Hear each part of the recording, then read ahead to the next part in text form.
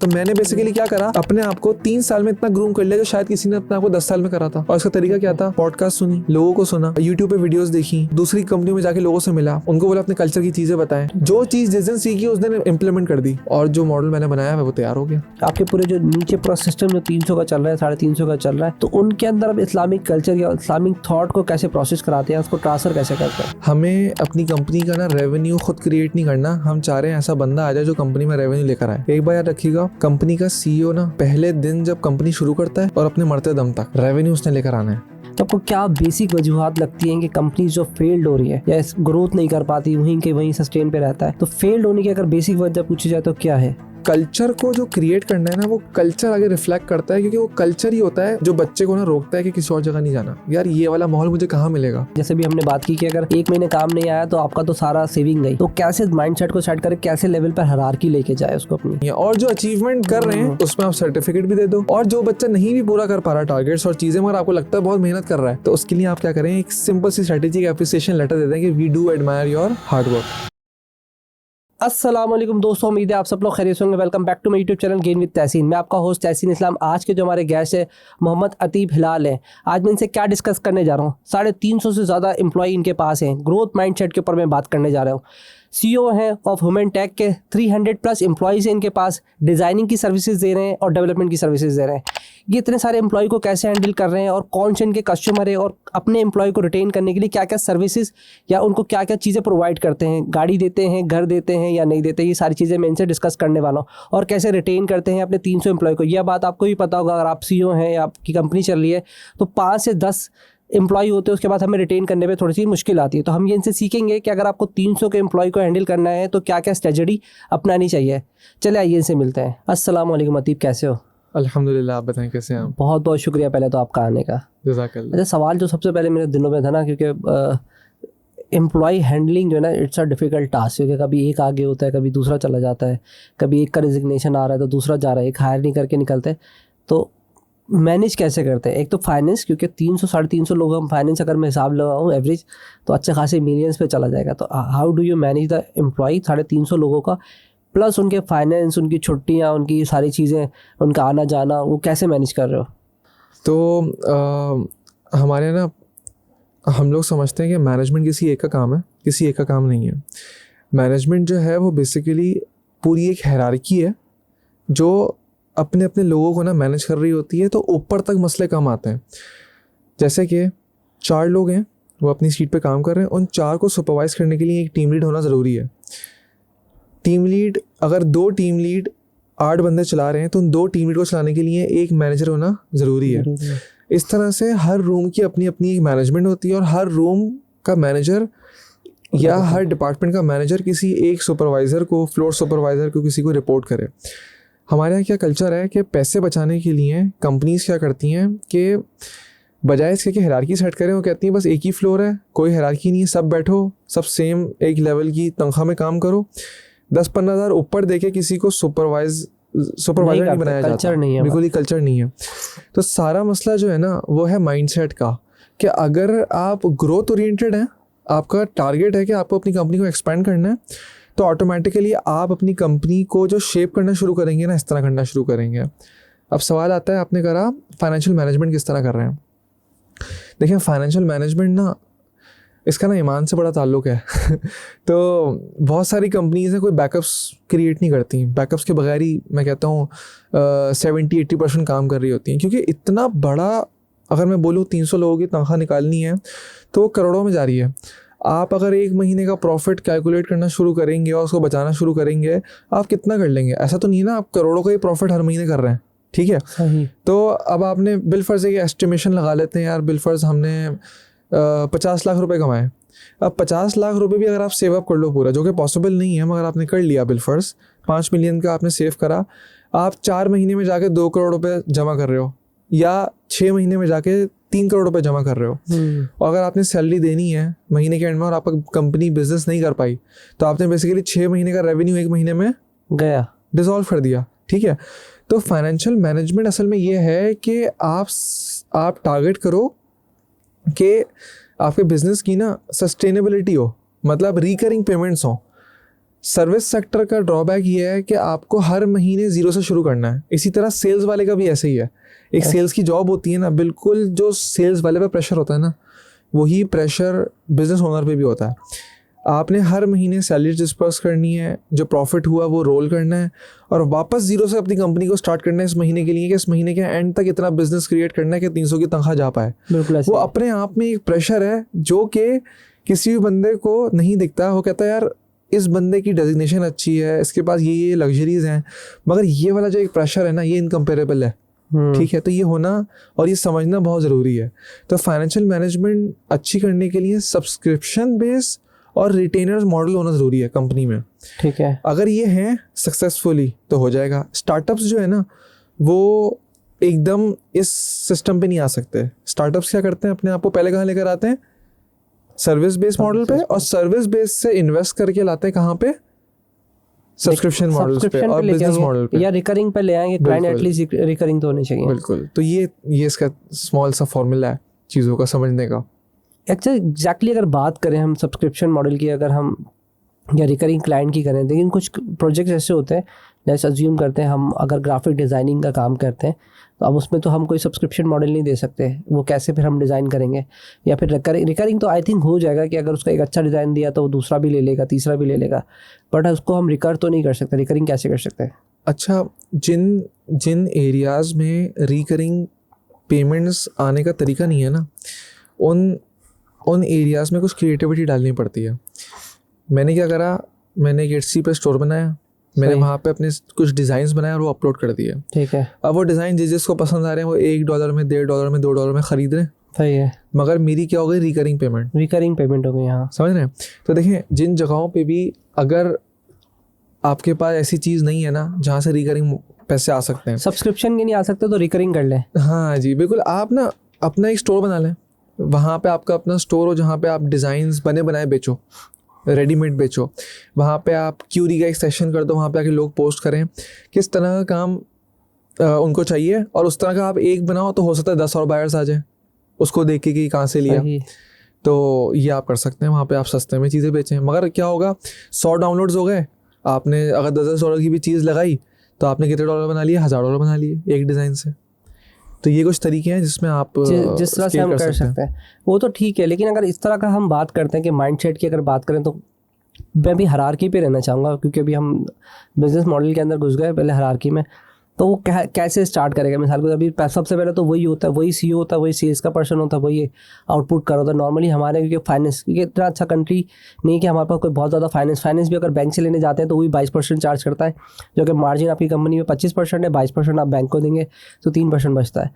तो ऐसे जहाँ पे फाइनेंस का इतना ज़्यादा मसला हो, जिसको ग्रोथ, तो वो अपना माइंडसेट को कैसे सेट करे कि यार मैं नीचे अगर बंदे रख रहा हूँ और अगर काम नहीं भी आता, अगर मुझे पहले सेट तो ये होता है कि जैसे भी हमने बात की कि अगर 1 महीने काम नहीं आया तो आपका तो सारा सेविंग गई, तो कैसे माइंडसेट को सेट करे, कैसे लेवल पर हायरार्की लेके जाए उसको अपनी।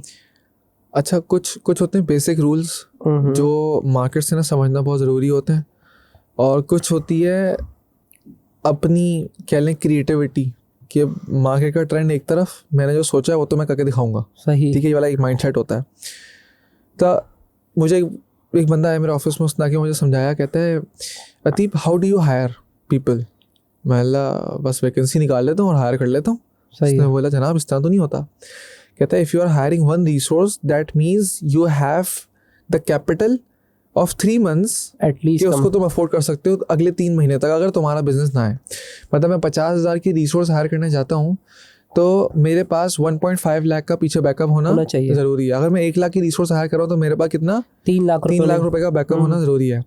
अब ये अगर मैं आइडियली देखूँ ना, बहुत ही अच्छा मॉडल है, अच्छा मॉडल इन द सेंस कि इसमें सिक्योरिटी बहुत है। मगर अब जब एक नए बच्चे पे आते हैं ना तो वो इतना जज्बाती है, और हम जब अपना स्टार्टअप का इनिशिएटिव ले रहे होते हैं तो हम इतना बैकअप नहीं सोचते। हम कहते हैं भाई आज बिजनेस शुरू करें, कल से पैसा आना शुरू हो, ठीक है, बाकी बाद में देखेंगे। 10 बच्चे हायर कर लेते हैं, महीने के एंड में पैसे निकले तो गुड, नहीं निकले तो बात कर लेंगे, इसको दोस्तों को ही लाएंगे पहले कोशिश करके, ठीक है।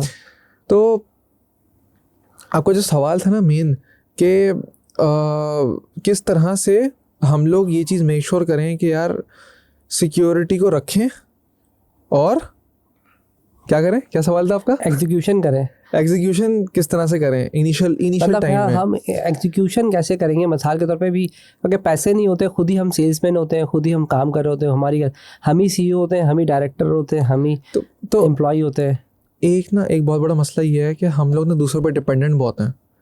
हमें अपनी कंपनी का ना रेवेन्यू खुद क्रिएट नहीं करना, हम चाह रहे हैं ऐसा बंदा आ जाए जो कंपनी में रेवेन्यू लेकर आए। एक बार याद रखिएगा, कंपनी का CEO ना पहले दिन जब कंपनी शुरू करता है और अपने मरते दम तक रेवेन्यू उसने लेकर आना है।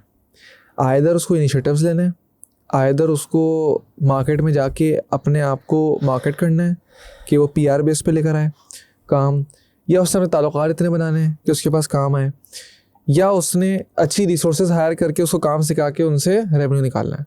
मतलब मेरा मकसद ये है, ये डिपेंडेंसी कि मैं कंपनी तो शुरू कर रहा हूँ, मैं पैसा तो लगा रहा हूँ, मगर काम कौन लेकर आएगा?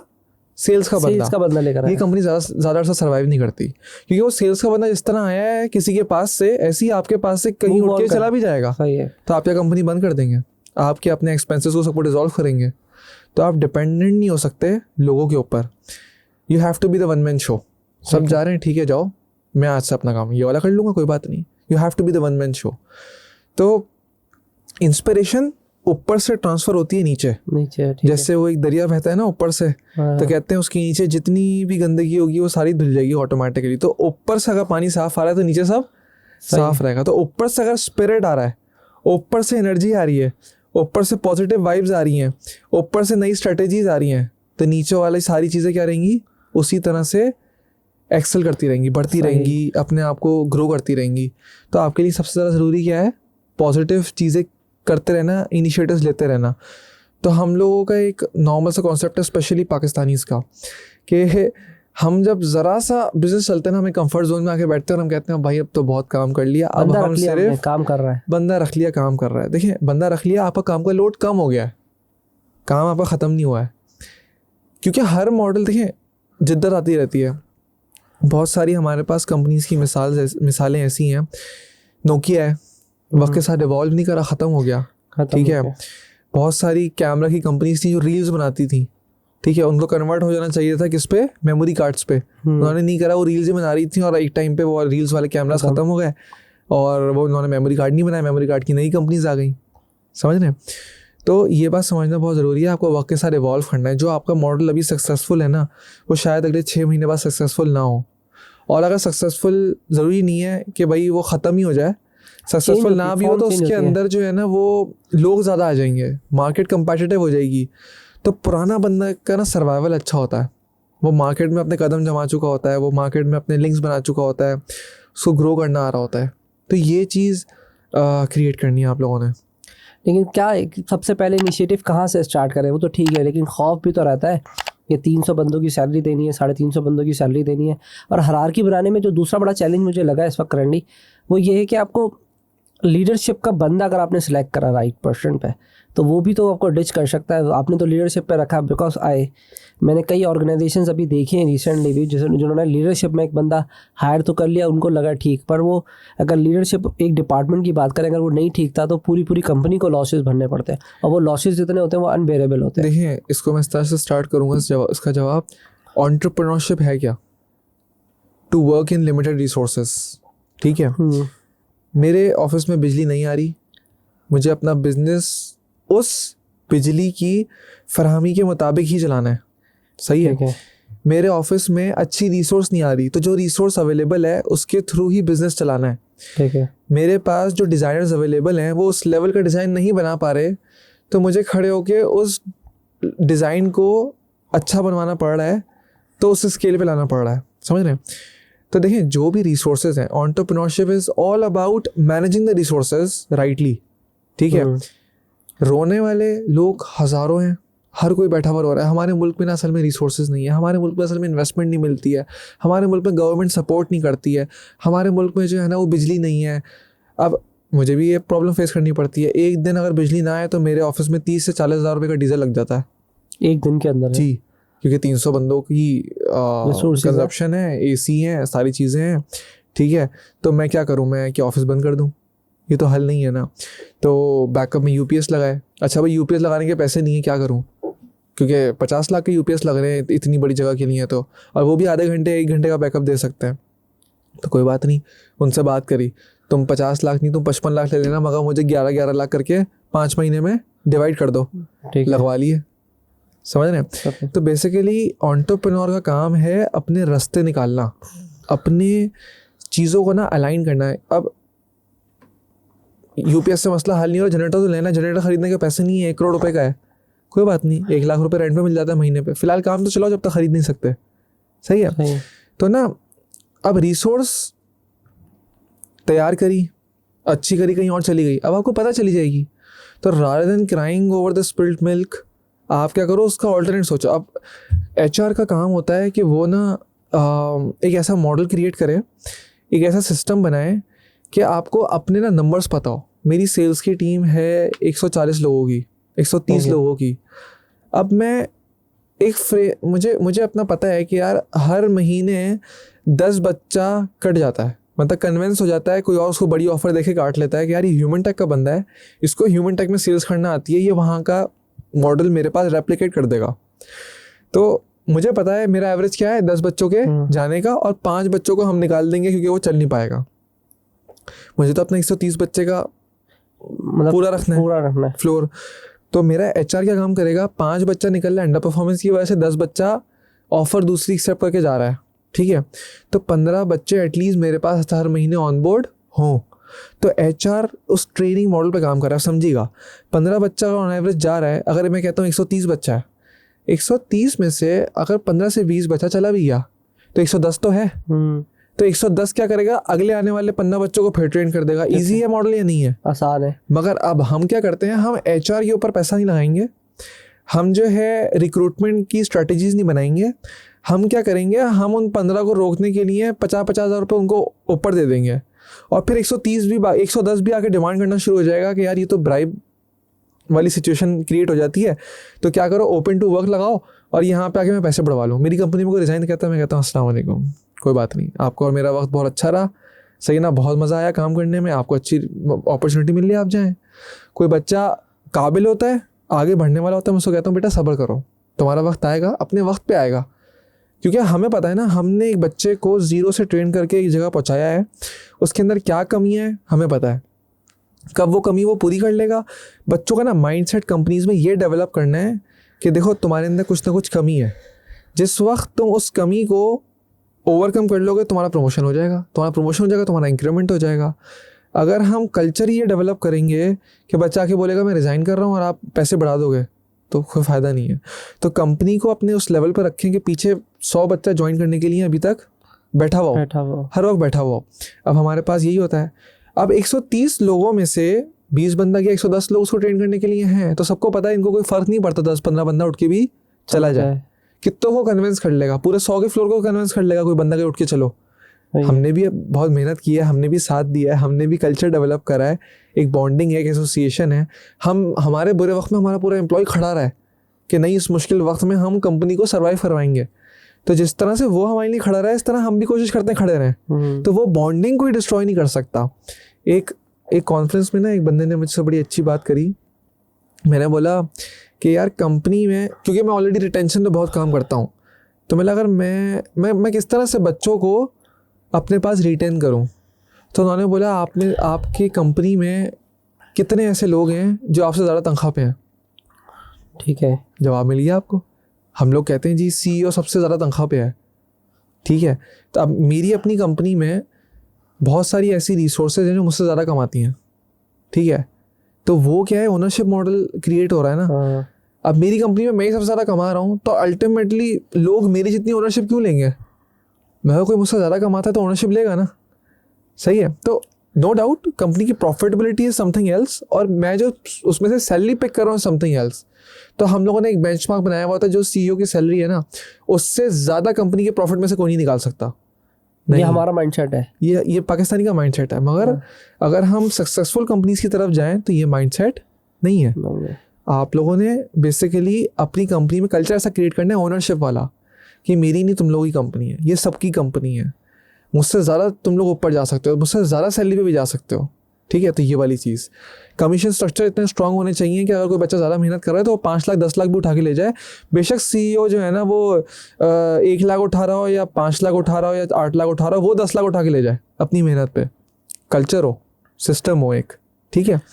तो ये वाली चीज़। अब मैं एक मॉडल पे काम नहीं करता, वापस आते हैं उस जगह पे। 130 बच्चा है, 15 बच्चा इस महीने चला गया, मैंने HR पे इन्वेस्ट नहीं करा, मैंने मॉडल को ऑटोमेट नहीं करा, अगले महीने फिर 15 चला गया। मैं तो आहिस्ता आहिस्ता डिजॉल्व करके अपनी कंपनी को 0 पे ले आऊँगा, मेरे पास सेल्स के लोग ही नहीं रहे। तो आपका मॉडल होना चाहिए, ट्रेनिंग प्रोग्राम होना चाहिए कि इधर बच्चा जा रहा है, इधर वो बाहर मार्केट में निकल रहा है, इधर नीचे आ जाए। और एक मार्केट का ना बहुत बड़ा कॉन्सेप्ट है, अगर बच्चा इनिशिएटिव लेता है ना कि मैं दूसरी कंपनी में जा रहा हूँ या अपना स्टार्टअप शुरू कर रहा हूँ, तो वो राइवलरी लेना शुरू कर देती है कंपनी। मैं अपनी कंपनी में ये चीज़ नहीं लेता, मैं कहता हूँ अगर अपना स्टार्टअप कर रहा है ज़बरदस्त, मेरे साथ लिंक में आओ, मैं तुम्हें बताऊँगा कहाँ कहाँ तुम्हें लॉस नहीं फेस करना, कहाँ कहाँ से बचना है, क्या क्या चीज़ें अच्छी तरह लेके चलनी है, ठीक है। एक ये हो गया। दूसरा क्या हो गया, मैं कहता हूँ जहाँ पे भी जाओ सही ना, अच्छी तरह काम करो। जो यहाँ से सीखा है आगे जाके वो बोलेगा भी तो यार ह्यूमन टेक ने मुझे सिखाया है, ह्यूमन टेक ने मुझे इस मुकाम पे पहुँचाया है। आज मैं ह्यूमन टेक की वजह से अपना स्टार्टअप लेके चल रहा हूँ। तो इस चीज़ को प्रमोट करना, राइवलरी नहीं लेनी। देखिए हर बंदे के पास राइट है कि उसने कहीं से स्टार्टअप लिया और वो जाके अपना बिजनेस मॉडल चला सकता है। आपने सैलरी में उसको ख़रीदा थोड़ी है, सही है। आपने उससे ये वादा थोड़ी लिया था कि ज़िंदगी भर तुम यही नौकरी करोगे। ये तो आपकी और उसकी बॉन्डिंग ऐसी होनी चाहिए कि वो ज़िंदगी भर यही काम करे। उसकी इनकम इतनी होनी चाहिए कि उसको लगे कि यार मैं यहाँ से स्टेबल हो जाऊँगा एक वक्त में। ये जो अपना विजन रखते हैं, आज से आने वाले 5 साल बाद मैं एक अच्छी स्टेबल इनकम पे आ जाऊँगा, क्योंकि हर चीज़ साल में चेंज नहीं होती है। साल में एकदम कंपनी बेहतर नहीं हो पाती है। आपको क्या पता उस कंपनी का वो फाइनेंशियल ईयर बहुत ही ख़राब चल रहा हो, और हो सकता है जिस वक्त आप आए तो कंपनी का फाइनेंशियल ईयर बहुत अच्छा चल रहा हो। तो अब उस बच्चे ने जो आया, उसने ना बुरा वक्त देखा 1 साल के अंदर, ना अच्छा वक्त देखा, सही है। तो जब 3-4 साल कोई बंदा कंपनी में इन्वेस्ट करता है ना, तो ये फिगर आउट कर पाता है कि either I have to stay with this company, stick with this company और नॉट। इन्होंने बुरे वक्त में देखो इस तरह से फैसले करे, अच्छे वक्त में इस तरह से फैसले करे। तो अगर कंपनी को सही तरह जज करना है ना, तो कंपनी में 3-4 साल रहना ज़रूरी है, सही है। और अगर आप बहुत अर्ली कह रहे हो मैंने सब गैस कर लिया, तो ऐसा नहीं है। हर बंदे का रवैया अपनी सिचुएशन के मुताबिक डिफरेंट होता है। कोई फाइनेंशियल लॉसेस में है तो वो डिफरेंट तरह के इनिशिएटिव लेगा, मगर जब वो फाइनेंशियली अच्छा है तो वो गाड़ियाँ भी बांटेगा, वो बाइकें भी बांटेगा, वो तनख्वाहें भी बढ़ाएगा, वो सब करेगा, वो इवेंट्स भी करवाएगा। मगर जब फाइनेंशियल ईयर अच्छा नहीं जा रहा या कोई क्वार्टर अच्छा नहीं जा रहा, तो उस क्वार्टर में उसकी सारी पॉलिसीज़ क्या होंगी, कंपनी को सर्वाइव करवाना है। तो ये चीज़ है। नहीं, बहुत अच्छा, बड़ी डिटेल में आपने उसको एक्सप्लेन किया, पर ये कि समझ में आना चाहिए।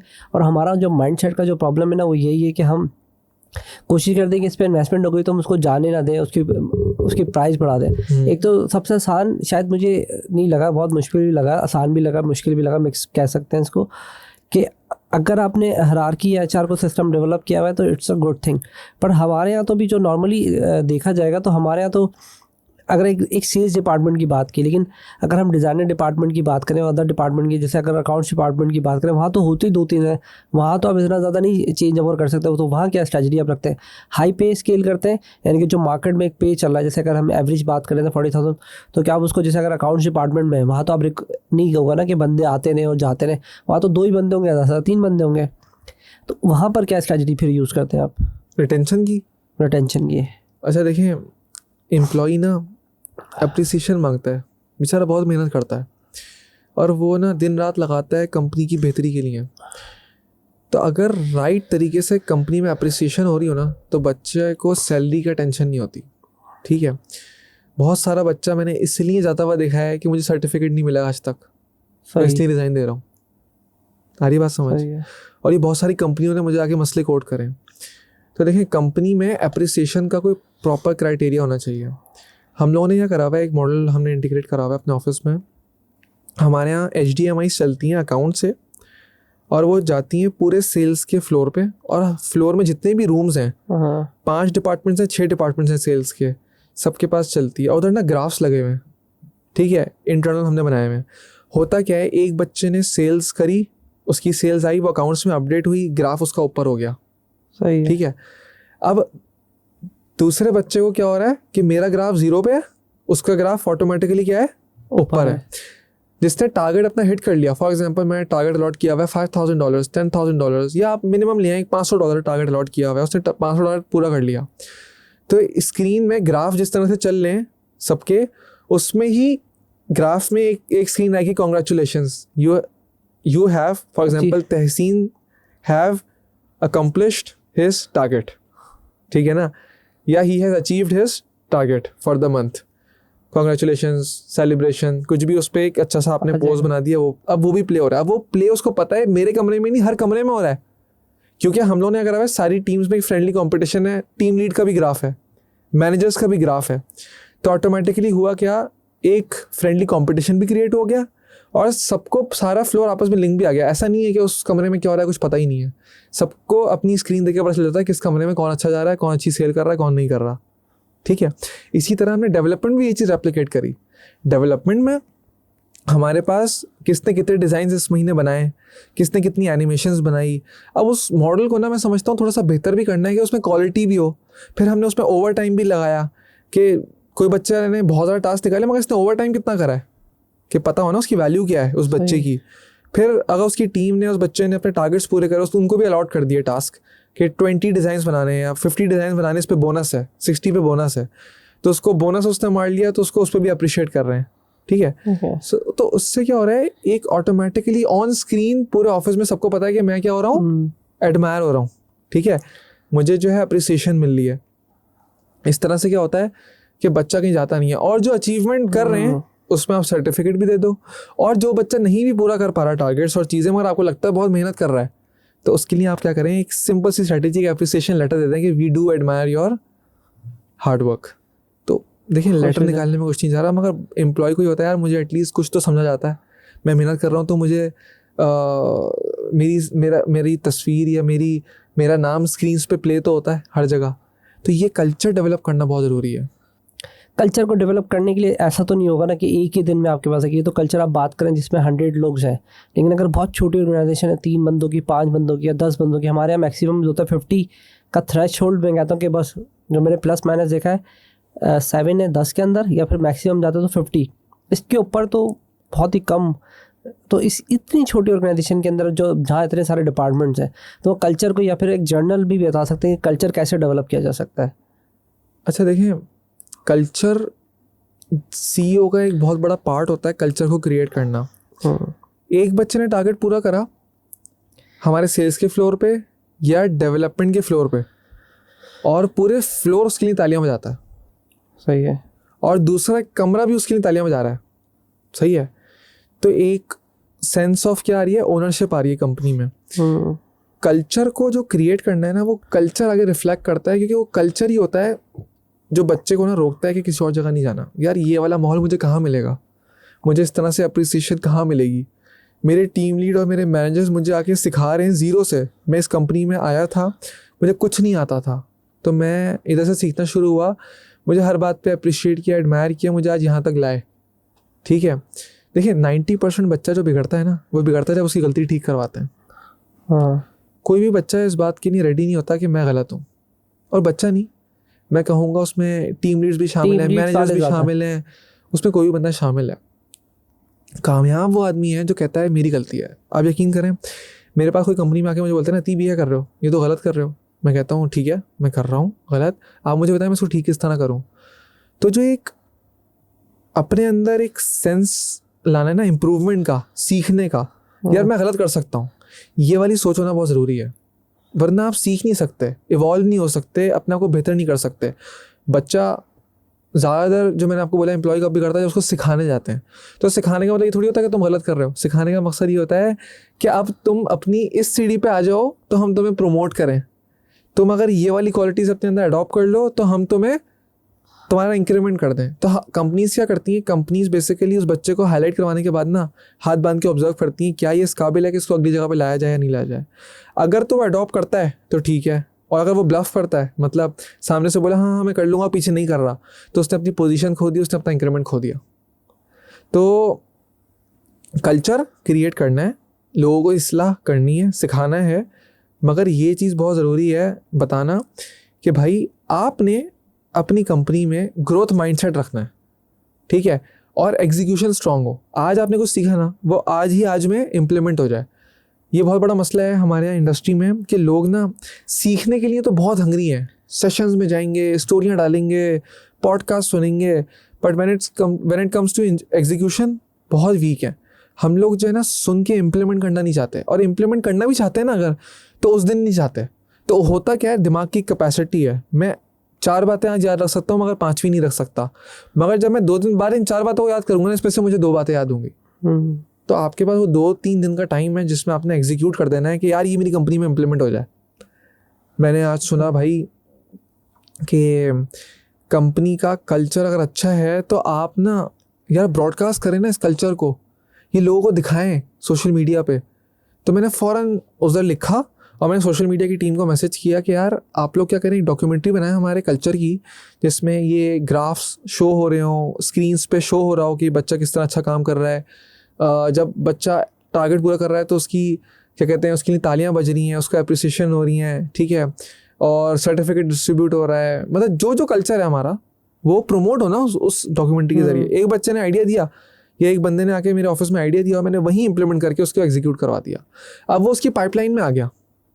तो देखें, कल्चर क्रिएट होता है ऊपर से और वो एक्सपेंड होता है नीचे हायरार्की में, और नीचे वाली हायरार्की में सिर्फ आपने एक चीज़ करनी है कि वो हायरार्की इतनी स्ट्रांग हो कि वो एग्जीक्यूशन कर पाए। अगर वो एग्जीक्यूशन नहीं कर पा रही, उसका स्ट्रक्चर सही नहीं है, तो आप क्या करो, उसके पास शीट्स बनवाओ, उसके पास आप एक टाइमलाइन बनवाओ कि देखो जो भी काम आ रहा है ना आपने लिख ज़रूर देना है, बेशक आप 1 महीने में कर लो। तो होगा क्या, जब भी वो फ्री होगा, जैसे होगा वो शीट पे जाएगा और बोलेगा क्या क्या टास्क मुझे अलॉट हुए हुए थे, तो वो कभी ना कभी उन चीज़ों को पूरा कर देगा, पूरा करेगा, डेफिनेटली करेगा। तो कोई चीज़ मिस ही नहीं होनी।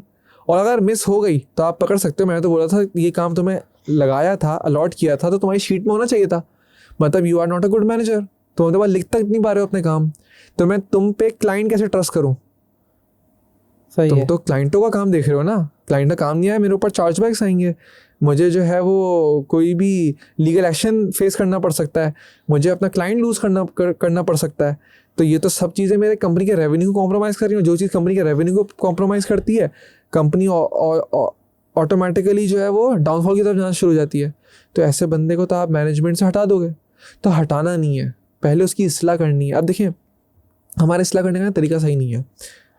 मैं गया आपके पास, कोई चीज़ गलत है, मैं आऊँगा, मैं आपको बोलूँगा तहसीन साहब आप जो ये कर रहे हैं ना ये बहुत अच्छा कर रहे हैं, मगर इसको करने का एक बेहतर तरीका भी है।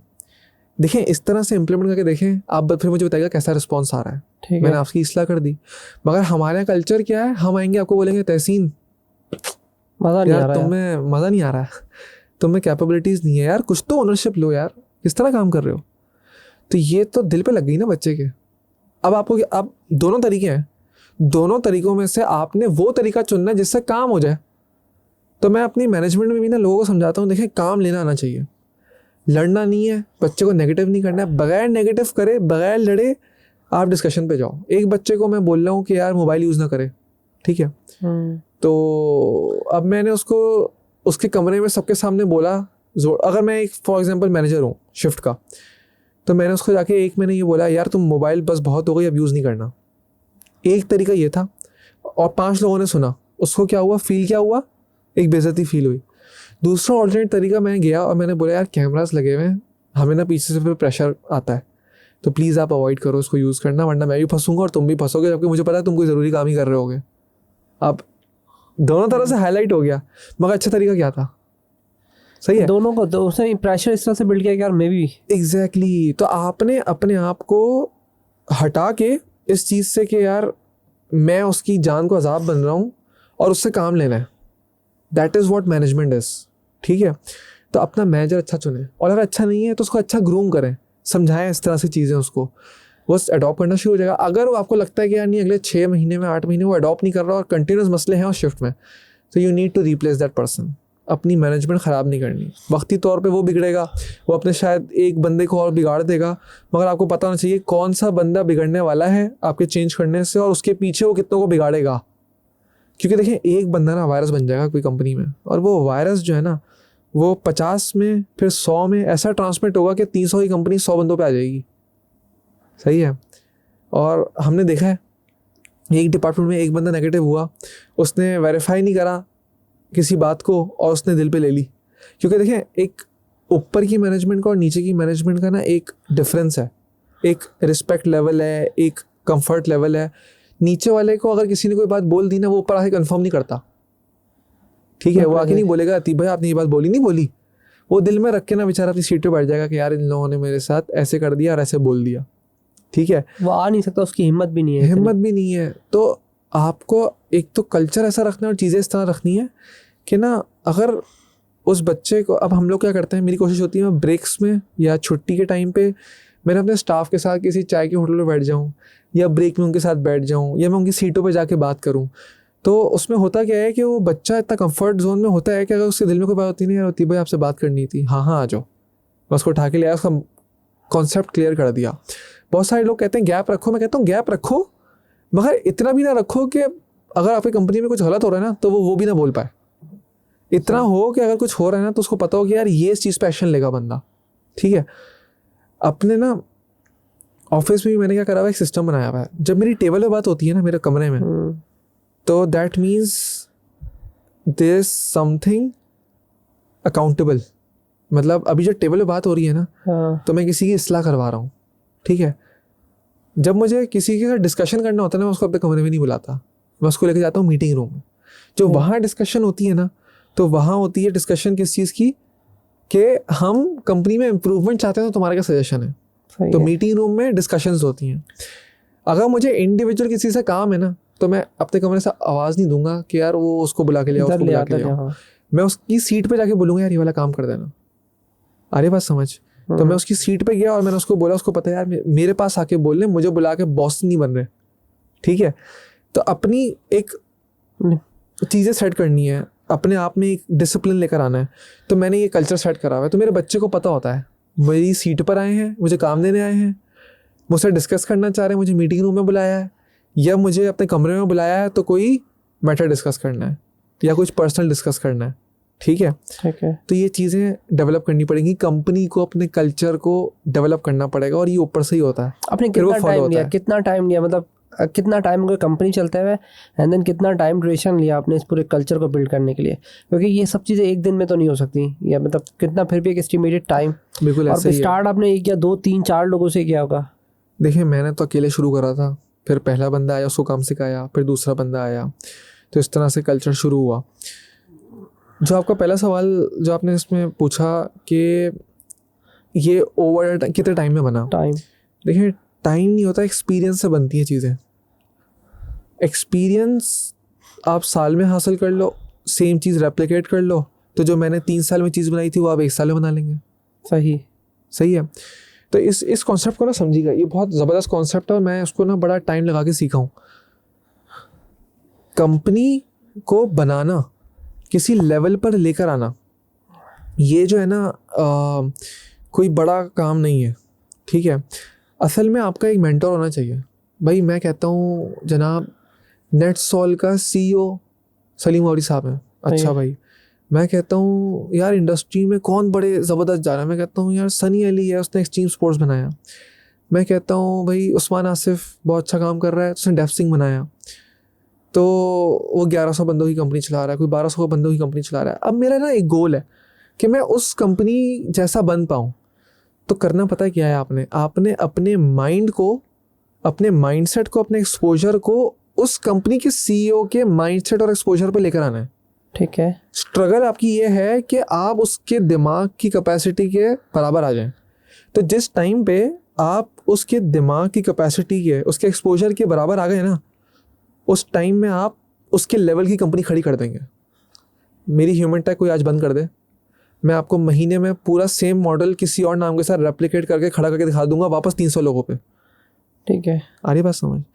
तो बेसिकली कंपनी नहीं है, कंपनी एक माइंडसेट है, एक विजन है, एक मिशन है जो चल रहा है, समझ रहे? तो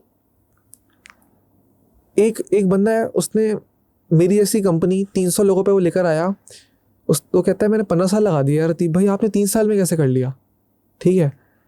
मगर मेरे पास ही एक बच्चा, उसने अपना स्टार्टअप शुरू करा और वो उस कंपनी को ले आया 1 साल के अंदर उस जगह पे। तो यार ये क्या डिफरेंस है, लोग अक्सर सवाल करते हैं ना, यार ये तो मुझे समझ में नहीं आया।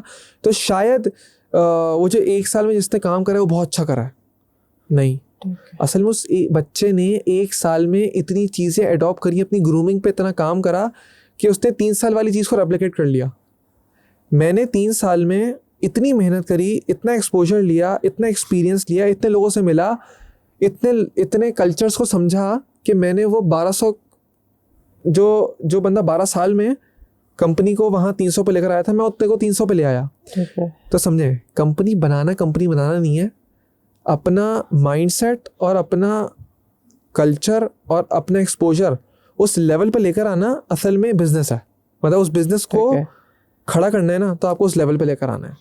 जिस टाइम पे आप उस लेवल पे ले आए तो हो जाएगा। अब जो बड़े बड़े पॉइनियर्स हैं हमारी इंडस्ट्री के, उनको 24 साल हो गए, 25 साल हो गए, 30 साल हो गए, आप उधर तक पहुंचना चाहते हो ना, आप उनकी सारी पॉलिसीज़ उठाओ, आप उनका सारा कल्चर उठाओ, आप उनके सारे बंदों की क्वालिफिकेशन उठाओ और आप वही सब चीज़ें मॉडल अपने पास रेप्लिकेट करो। आपकी कंपनी को जो 24 साल में उसने सब चीज़ें खड़ी करी थी ना, आपने उसमें टाइम वेस्ट नहीं करा, आपने उसको रेप्लिकेट कर लिया। उन्होंने बनाने में टाइम लगा दिया, हमने रेप्लिकेट करके उसको बढ़ाना शुरू कर दिया और हमने फिर उसके अंदर इम्प्रूवमेंट शुरू कर दी। तो मैं आज बैठता हूँ और मैं कहता हूँ कि भाई let's make employee retention policies, ठीक है। तो ये बेवकूफ़ी है मेरा ये इतना जदीद दौर है, इसमें मैं बैठ के ना पॉलिसी नहीं बनाऊंगा, वर्ड पे टाइपिंग करने बैठ जाऊँ। मैं करूँगा चैट जीपीटी, मैं करूँगा अपने दोस्तों को कांटेक्ट, जानने वालों को कांटेक्ट, मैं कहूँगा यार रिटेंशन की पॉलिसीज़ दे दो। मैं उनको पढ़ के बोलूँगा मेरे पास क्या इम्प्लीमेंट हो सकता है और मैं क्या क्या पॉलिसी इसमें से अडॉप्ट कर सकता हूँ और इसको इम्प्रूव किस तरह कर सकता हूँ। ये ज़रा स्मार्ट तरीका होगा, ठीक है। तो वापस से आ जाते हैं आपके सवाल पे, जो मैंने कॉन्सेप्ट समझाया है कि कम टाइम में कंपनी को ग्रो करना है तो आपने बस अपना एक्सपोजर बढ़ाना है, ठीक है। हमारे यहाँ लोगों का एक कॉन्सेप्ट है कि अपने कल्चर को, अपने दिमाग को, अपने एक्सपोजर को बढ़ाना नहीं है, बस कोई आए और सब ठीक कर दे। इस पर ना खुद मेहनत करनी है। तो मैंने बेसिकली क्या करा, अपने आप को 3 साल में इतना ग्रूम कर लिया जो शायद किसी ने अपने आप को 10 साल में करा था। और इसका तरीका क्या था, पॉडकास्ट सुनी, लोगों को सुना, यूट्यूब पे वीडियोस देखी, दूसरी कंपनियों में जाके लोगों से मिला, उनको बोला अपने कल्चर की चीज़ें बताएं, जो चीज़ जिस दिन सीखी उस दिन इम्प्लीमेंट कर दी और जो मॉडल मैंने बनाया है वो तैयार हो गया, ठीक है। तो रेप्लिकेट करना है, इम्प्रोवाइज़ करना है, स्क्रैच से बनाने नहीं बैठना है, वो तो टाइम वेस्ट है इस वक्त। तो कोई भी बंदा मेरे लेवल पे आना चाहता है, मेरे पास आए, चीज़ें सारी समझे और मुझसे आगे से लेके चले चीज़ों को, तो मैं उसके बजा दूंगा। और मैं समझता हूँ अगर मेरा कंपनी का 4था साल भी चल रहा है तो शायद मुझे 4 साल भी नहीं लगते। आई वुड बी वेरी ऑनेस्ट, मैं शायद ये चीज़ें 2 साल में कर लेता। 1 साल तो मुझे यही नहीं पता था कि बाहर के पेपैल के अकाउंट किस तरह बनते हैं, कंपनी किस तरह रजिस्टर होती है। मेरा 1 साल तो इसी में ज़ाया हो गया। लोगों ने बोला ITIN बनवाओ, लोगों ने बोला SSN चाहिए, इसी चक्कर में ढूंढ में और सही रास्ता नहीं मिल रहा था, तो इसमें टाइम वेस्ट हो गया। एक बंदा मेरे पास मेंटर होता ना, मैं कहता हूँ मेरे अपने जैसा भी और सिखाने वाली नीयत होती है उसकी, तो मैं शायद 4 साल की जगह 2 साल में होता। इसीलिए फिर अभी हम लोगों ने क्या करा है, ग्लोबल ग्रोथ काउंसिल के नाम से एक इदारा बनाया हमने अपनी कंपनी में। इसको हमने क्या करा, इसमें आके सारे CEOs अपने आप को ना रजिस्टर करते हैं, फ्री है। तो उनका एक व्हाट्सएप ग्रुप बनाया जहाँ पे वो डिस्कशंस करते हैं, जहाँ प्रॉब्लम आ रही है और जो भी एक्सपर्ट है उस फील्ड का उसको जवाब दे देता है। प्लस हर सैटरडे को GGC में क्या करते हैं, हम ह्यूमन टेक के अंदर ही सेशंस करते हैं और लोग आके जो है ना वहाँ पे उन सेशंस को लेके अपनी ट्रेनिंग लेते हैं, दैट इज़ फॉर फ्री। सही है। मैं एक्सपर्ट हूँ डिज़ाइन सेल्स में, मैं डिज़ाइन सेल्स सिखा रहा हूँ। दूसरा बंदा एक्सपर्ट है E-कॉमर्स में, वो E-कॉमर्स सिखा रहा है। तीसरा बंदा एक्सपर्ट है ई-बुक्स में, वो ई-बुक्स सिखा रहा है।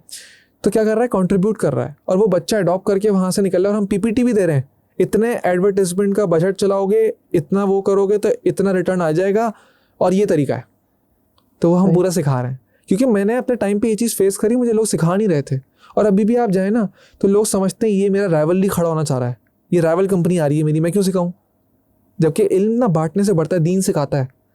तो ये बहुत छोटा माइंडसेट है कि लोग कहते हैं मैं अपनी स्ट्रेटेजी नहीं बताऊंगा, मैं अपनी चीज़ें नहीं बताऊंगा। देखें, हम जो कमाते हैं ना, हम कमाते हैं अपनी इन्वेस्टमेंट पे, अपनी टीम पे, अपनी क्रेडिबिलिटी पे, अपनी रिटेंशन पॉलिसीज़ पे, अपने क्लाइंट रिटेंशन के ऊपर, ठीक है।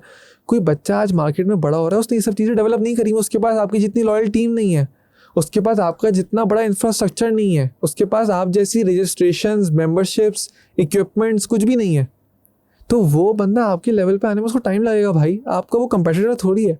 आप उसको हेल्प करो, आप उसको सिखाओ, क्या पता वो एक टाइम पे आपके लेवल पे आए और आप दोनों किसी जगह पे कोलैबोरेट करो और आप बहुत बड़े बन जाओ। बिल्कुल ऐसा ही है। तो पॉजिटिव माइंडसेट होना और ये माइंडसेट रखना कि यार मैं जो हूँ ना वो सिखाऊं और लोग सीखें और आगे बढ़ें, ये होना बहुत ज़रूरी है। ये बहुत मिसिंग है हमारे कल्चर में। तो मैंने इसके लिए ये ग्लोबल ग्रोथ काउंसिल बनाया। इसको पूरा मैं ह्यूमन टेक की तरफ से स्पॉन्सर करता हूँ। सारे जो इस पे लोग काम कर रहे हैं उसको ह्यूमन टेक की तरफ से सैलरी दे रहा हूँ। जिस टाइम पे मुझे लगा कि नहीं यार ये अफोर्डेबल नहीं रहा है, बहुत बड़ा स्ट्रक्चर बन गया है, तो मैं इसको कुछ सेशंस पेड कर दूंगा, ठीक है ना, कुछ मेंबरशिप फी रख दूंगा। मगर मेरा फिलहाल तो कोई इरादा नहीं है, जब तक ह्यूमन टेक है मैं चाहता हूँ इसको मैं लेके चलूँ, इस स्ट्रक्चर को जितना मैं स्पॉन्सर कर सकता हूँ करूँ और ये बढ़ाऊँ। तो अभी माशाल्लाह से ऑलमोस्ट आप समझे 80 स्टार्टअप्स हैं जो उसके अंदर आ गए हैं और वो ऑफिस लेके बैठे हुए हैं। क्योंकि स्टार्टअप के ग्रुप में ना हमारे सिर्फ वो लोग होते हैं जो अपनी कंपनी की पिक्चर्स भेजते हैं, चीज़ें भेजते हैं, वेरिफिकेशन होती है तो वो ऐड होते हैं उस ग्रुप में, ताकि सिर्फ सी लेवल लोग आएँ, ठीक है, अपना कोई इदारा लेके बैठे हुए हों। और बाकी एक पब्लिक कम्युनिटी ग्रुप बना हुआ है जिसमें कोई भी आता है, वो सेशंस की अपडेट चीज़ों की आती रहती है, तो वो ज्वाइन कर सकते हैं जब चाहे, रजिस्टर करते हैं, अपने आप को ज्वाइन कर लेते हैं और उसमें वो पूरी ट्रेनिंग लेते हैं, सीखते हैं। तो देखिए ये भी कल्चर है, ये भी सीखना है। तो ये आपको उस चीज़ का जवाब है। थोड़ा डिटेल्ड है मगर मैंने उसको कवर करने की कोशिश करी पूरा। अच्छा, हमारे यहाँ वैसे भी ना एक कल्चर बना हुआ है कि हमने पूछते नहीं है। हमारे यहाँ ना पता नहीं हमारी सेल्फ रिस्पेक्ट गिर जाती है या कुछ होता है। तो मैं अक्सर जो भी मेरे से भी मशवरा करता है ना, मेरे रिसेंटली 2 बच्चे आए थे पॉडकास्ट देख के और वो हम बनना चाहते हैं। मैंने कहा सबसे पहले जो एक नसीहत मैं उनको करता हूँ ना, मैं कहता है सवाल करने से नहीं पूछो, और नहीं समझो कि अगर उसके इतने फॉलोअर्स हैं या इतने उसके साथ लोगे तो वो तुम्हें रिप्लाई नहीं करेगा, और पूछो जब तक पूछोगे। तो मैंने देखा मेरे जितने लोगों से मैंने देखा ना, चाहे वो छोटा बड़ा, वो मेंटोरशिप पे नहीं यानी कि वो अपने से बड़ा किसी को बनाने को तैयार ही नहीं होगा। मतलब मैंने उन लोगों को देखा है, मैंने कहा अगर तुम्हारे से एज में बड़ा है, ठीक है, या अगर तुम्हारे से काम में बड़ा है, तो उसको तुम तमीज़ से, ज़रा सा आप लेवल पे करते तो बदतमीज़ी से बात करता है, जैसे सर हटा देगा, नाम हटा देगा। मैंने कहा देखो रिस्पेक्ट जिसे तुमने ख़त्म कर दी ना, सामने नहीं की रिस्पेक्ट अगर तुमने नहीं की तो इल्म नहीं आना बंद हो जाएगा। तो उस्ताद का अदब तो पहले है, ठीक है ना, लेकिन इतना ज़्यादा अदब भी नहीं करो कि उससे सवारी नहीं करो। तो ये हमारे ना थोड़ा कॉन्फिडेंट है इसमें, वो एक मिड लाइन पे नहीं आ पा रहा है बंदा, बच्चा जो है ना वो मिड लाइन पे नहीं आ रहा। या तो वो बहुत ही बदतमीजी लेवल पे चला जाएगा, जैसे तुमने नाम लिया सनी ली का, इन्होंने बड़ा सिखाया है बच्चों को, ठीक है ना, बहुत सारे इनेबलर्स है, साकिब, उन्होंने बहुत सारे सिखाया, बहुत सारे इंस्टीट्यूट सिखा रहे हैं, पर इन दी एंड वो क्यों चले गए, उसकी वजह यही थी कि एक तो बदतमीजी का लेवल चला गया इतना हाई लेवल का कि आप मीडिया पे गाली दे रहे हैं, भाई पैसा लगा के आपको सिखा रहा है वॉटेवर, अच्छा सीखा, आपने नहीं सीखा, या तो फिर इतने लेवल पे चला कि उनसे सवाल नहीं किया हम लोगों ने। या अगर हम एक टीचर से बात करते तो हमारे यहाँ ये कल्चर बिल्ड हो गया। तो आई डू रिकमेंड कि जो तुमने कहा कि जहाँ भी पहुँच रहा है, मैं कहता हूँ अगर 1200 के एम्प्लॉय भी पहुँच रहा है तो उसको मेंटोर बना ले, ठीक है ना, उसको मेंटोर बना ले, उसकी तरह का कोई बंदा ढूंढ ले। मे भी पॉसिबल कि वो, क्योंकि हमारे यहाँ थोड़ा सा सीखने सिखाने का कल्चर नहीं है, तो वो उसके पास वो ना सिखा रहा, तो इस तरह का कोई बंदा ढूंढ ले। इन शॉर्ट जो समराइज़ है कि उस्ताद की इतनी इज्जत भी ना करे कि उससे सवाल ना करे, और इतनी ज़्यादा उसके साथ रिस्पेक्ट भी ना करे, वरना इल्म आना बंद हो जाता है। लेकिन अगर जिस भी लेवल पे आपको जाना है, तो जिस इंडस्ट्री में है, चाहे आप IT की इंडस्ट्री में हो, ई-कॉमर्स की इंडस्ट्री में हो, ठीक है ना, और कुछ लोग प्रोडक्ट सेल्स वो करते, तो उसका एक बेंचमार्क बंदा उठाए और उसको मेंटोर बना ले। What I understand in your पूरी कन्वर्सेशन के अंदर, ये तो ठीक है। लेकिन हमारे यहाँ जो भी एक सिस्टम आता है ना, वो ये आता है कि हम सस्टेनेबिलिटी नहीं कर पाते। जो हमारे यहाँ देखा है ना, इवन मैं जो अपने आसपास दोस्तों को, मैं अपनी बात कर लेता हूँ या आसपास के लोगों की बात कर लेता हूँ, सस्टेन तो शायद कर जाते हैं, कहीं ना कहीं 20 साल निकाल देंगे, हमारी कंपनी को 20 साल होगा, 50 साल। स्केलेबिलिटी नहीं है। तो जो मुझे मसला लगता है, तो स्केलेबिलिटी के बारे में आप क्या कहेंगे? अच्छा, मैंने ना अपने अर्ली 2 years में स्केल करा, सस्टेन नहीं करा। सही है, मतलब एक तवक्कल वाला मामला होता है ना। तो मैं कहता था अल्लाह ताला मैं लोगों को रोज़गार पे लगा रहा हूँ, मेरी नीयत ये है, आगे आपने रास्ता बनाना है। तो ना पहले 2 साल तो मतलब आप समझें अंधाधुन हायर, मतलब पहले साल गोल था हमारा 80 लोगों का, 80 लोग हायर्ड। नई ब्रांच बनाई थी 6 महीने में फुल। हमने बोला अब क्या करें, नई ब्रांच देखें। नई ब्रांच ली, उसमें 200 बंदों की जगह बनाई, 200 अगले साल का टारगेट रखा, 200 फुल, ठीक है। तीसरे साल हम पहुँचे, तीसरे साल में भी हम लोगों ने टारगेट रखा 450 लोगों का। तकरीबन हमने 300 तक, हम 350 तक पहुँच पाए। और हमें मतलब और जगह बनानी पड़ गई, ज़ाहिर है 200 के हिसाब से जगह बनी हुई थी। तो फिर हमने ऊपर वाला फ्लोर तैयार करना शुरू करा अपना ऑफिस का। तो वो जगह बनी। अब 450 तक नहीं पहुंच पाए, मगर 350 पहुंच पाए, मगर वो भी एक टारगेट अच्छा खासा कवर कर लिया। 2 साल तो बहुत साथ दिया, ठीक है। अब इंडस्ट्री का ना एक पीक टाइम होता है, एक पीक नहीं होता, मतलब एक सर्वाइविंग टाइम होता है। हाँ। इंडस्ट्री के ट्रेंड ना आप लोगों को देर में समझ में आएंगे। एक दफ़ा मैं बहुत परेशान था, तो एक मेरे जानने वाले आए, तो उन्होंने बोला कैसा काम चल रहा है। मैंने बोला ऐसे, मैंने करा। कहते हैं भाई रहने दो, अभी बाहर से अंदर आया हूँ, एम्प्लॉयज़ ही एम्प्लॉयज़ बैठे हुए हैं। ओ भाई तुम्हारा इन्वायरमेंट इतना अच्छा, रिसेप्शन इतना अच्छा, चीज़ें इतनी अच्छी चल रही हैं, अंदर आके वही रोने वाली शक्ल बनाई हुई है। मैंने बोला आप यकीन करें, बस सर्वाइव कर रहा हूँ अभी मैं, ठीक है। कहने लगे क्यों?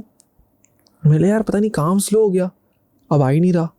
कहने लगे हाँ तो इसमें कौन सी बड़ी बात है। और मैं इससे, इनके ये बोलने से पहले मैं बहुत पैनिक था कि यार क्या होगा, कैसे करूँगा, क्या करूँगा। कहने लगे बेटा हर इंडस्ट्री में पूरे साल में एक कोई क्वार्टर ऐसा आता है जिसमें सर्वाइव करना होता है। तो यू आर एक्चुअली लकी कि जो पिछले 1-2 साल में तुम्हारा वो डाउन वाला क्वार्टर आया, उसमें तुम्हें डाउन फेस नहीं करना पड़ा, ये मतलब कम इनकम फेस नहीं करनी पड़ी।